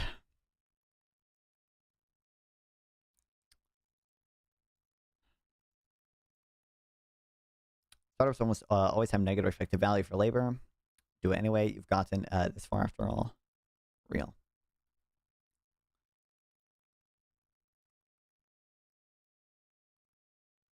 You're lucky the R's are so retarded they nominated Trump. I would have voted Haley DeSantis any day over Harris. DeSantis seems crazy. I could maybe see the case for thinking Haley. DeSantis, I think, is just probably is pretty genuinely held socially conservative views. and I don't know if he ever strongly expressed a lot of views on the economy, other than Biden inflation.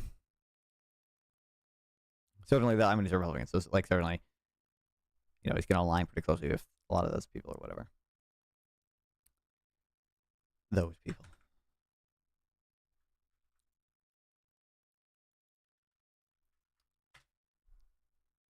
He wouldn't have done the stupid tariffs.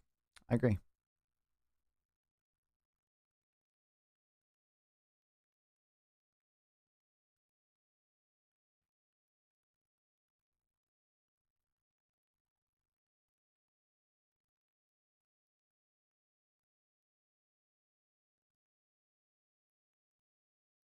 Anyway, yeah, this shit is crazy. Maybe we'll research it. Oh my god.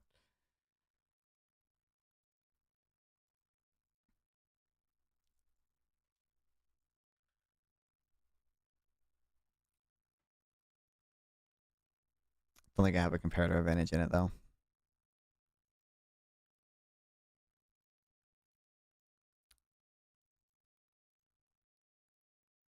I don't. By the way, don't we? Maybe I'm retarded. Maybe it's gonna be a retarded statement or whatever. Don't we already have drugs that treat at least some of the symptoms of autism?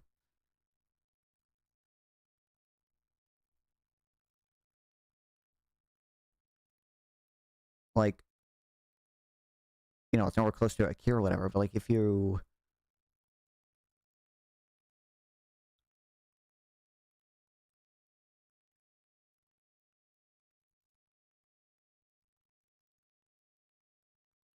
have certain like behavioral issues or whatever, like the same way like ADHD, like we have medication for some of the symptoms of you know, attention deficiency and hyperactive, you know, like you are.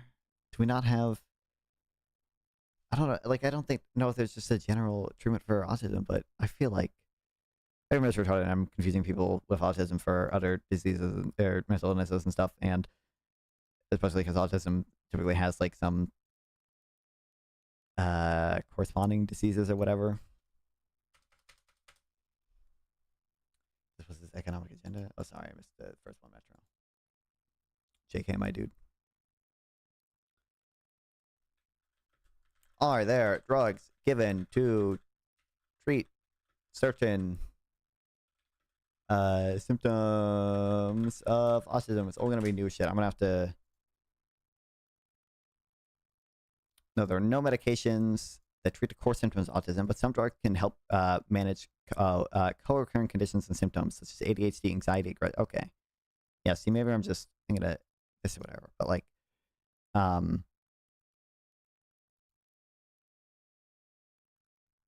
just kind of like anecdotally, whatever. Like a lot of people who like I see, like they say they have autism, or whatever. Like even just like on TikTok or whatever, like usually have like psychologists that are usually on like SSRIs or like some anxiety medication, but like I don't know.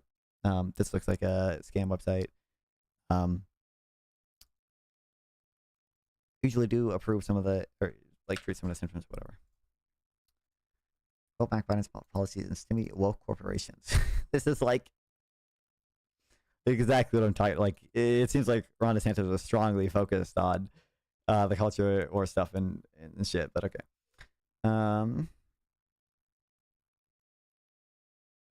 Ban the individual stock trading by members of Congress. Okay. Slash federal bureaucracy to claim stimulating small businesses and holding back the economy to benefit of corporations. The issue is I don't trust Republicans to do this in a way that isn't just what Trump is doing now with unitary executive theory shit. DeSantis or AOC? It's hard. That's hard. I feel like I feel like AOC. But well, okay. Are we like in the Trump world, in our world, it's got to be AOC. Okay. In the world where Trump didn't exist, probably it'd be harder for me. I think still probably AOC. But one of the things I tweeted about this, I don't know, like the strongest confidence in this or whatever. I do think there are like Trump obviously has sort of given himself a lot of power within the executive branch, right?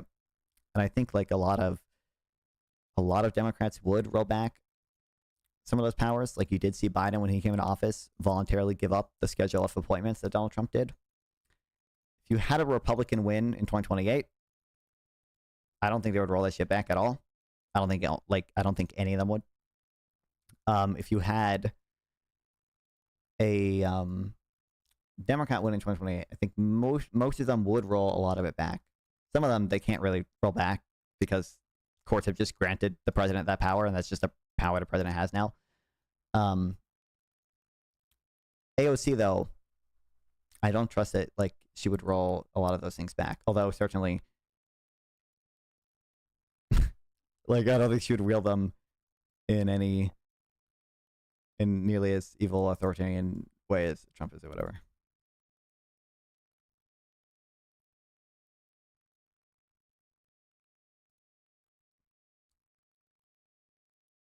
Let's go down. It says his policies.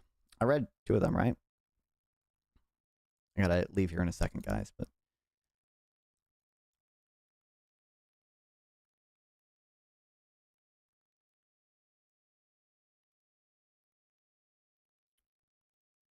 I'm at the bottom. Work with the private sector to accelerate and develop vocational and apprentice programs. Goal to become the #1 in the world for skilled trades by 2030. As well as extend individual tax rates and initiate a purging of tax carve-outs. This is good. What the fuck, my article is different? It's the evil algorithm. This is really good. I do like this. I don't know how likely it is he would fall through with it, but I do really like that. This seems like fine. It seems silly to me to like put a hardcore focus on that just because like I don't think those sort of opportunities for American growth and everything is like locked away in the trades. Like I think, you know, it is more service sector stuff. It is more advanced capital intensive stuff. It is, you know, not plumbers. All right. But certainly could be a way to address some level of inequality. But I think a more efficient tax plan could do that as well. More trades. Less BS agrees is good, especially for the future. I can agree with that, sure. Yeah. Okay. Change your signing bill is limiting China's influence. Also prevent American companies from sharing critical technologies. Don't we already do this? Bar to sale assets to such as farmland of Chinese Communist Party. That's silly. Members and their affiliates. Ban imports of goods made from stolen intellectual property and end China's preferential trade status. I don't know how impactful this would be either way, but I think that's silly. Incentivize investment, eliminate bureaucracy, mandate work requirements. This part is silly. Slashing regulations, you know, not convinced that's always good. Certainly, like we just saw that paper. Unleash American energy independence and so-called work policy. Okay, anyway, I gotta fucking. Oh no, ran into Federal Reserve opposed bailouts. Repeatedly criticized Fed Chair Jerome Powell and the central bank's multiple interest rate hike appointed chairman to focus on stable prices and ensure the Fed is not implementing a central bank digital currency. What works are largely popular? Yes, people have stupid intuitions.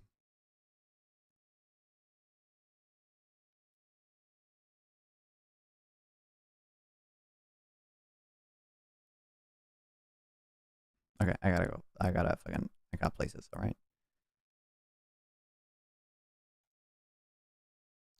This was, I just think, funny. We're not gonna watch this or anything, but Cat Abagazela non-fun collab win. Where? Your mother's houses, okay. But yeah, I'm gonna for sure stream again tomorrow. And for sure stream again on the 24th for the 24-hour stream. So make sure you subscribe so you don't miss all of that fun stuff. If you have fun time, love stream, love to guys watching the stream. Head over to the soy pill question mark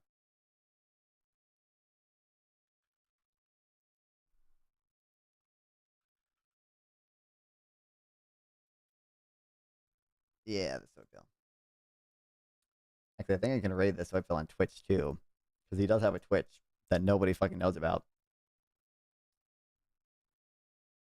Yeah, I can. All right, we're giving Soy his only Twitch viewers. All right, but yeah, okay. Left stream. Please remember Discord request. No worries, Mike. I will. Love you guys watching my stream. Yeah, I got places to be. Okay, I'm already late to something I agreed to do. And as much as I like streaming, okay, I do want to do it more than this right now. Yeah, I'll stream again tomorrow. If you're lucky, you might get a second late night stream from me as well. But yeah, anyway, see you guys tomorrow. Love you guys. Subscribe, follow, share, all that jazz. Head over to Zoybill. See ya.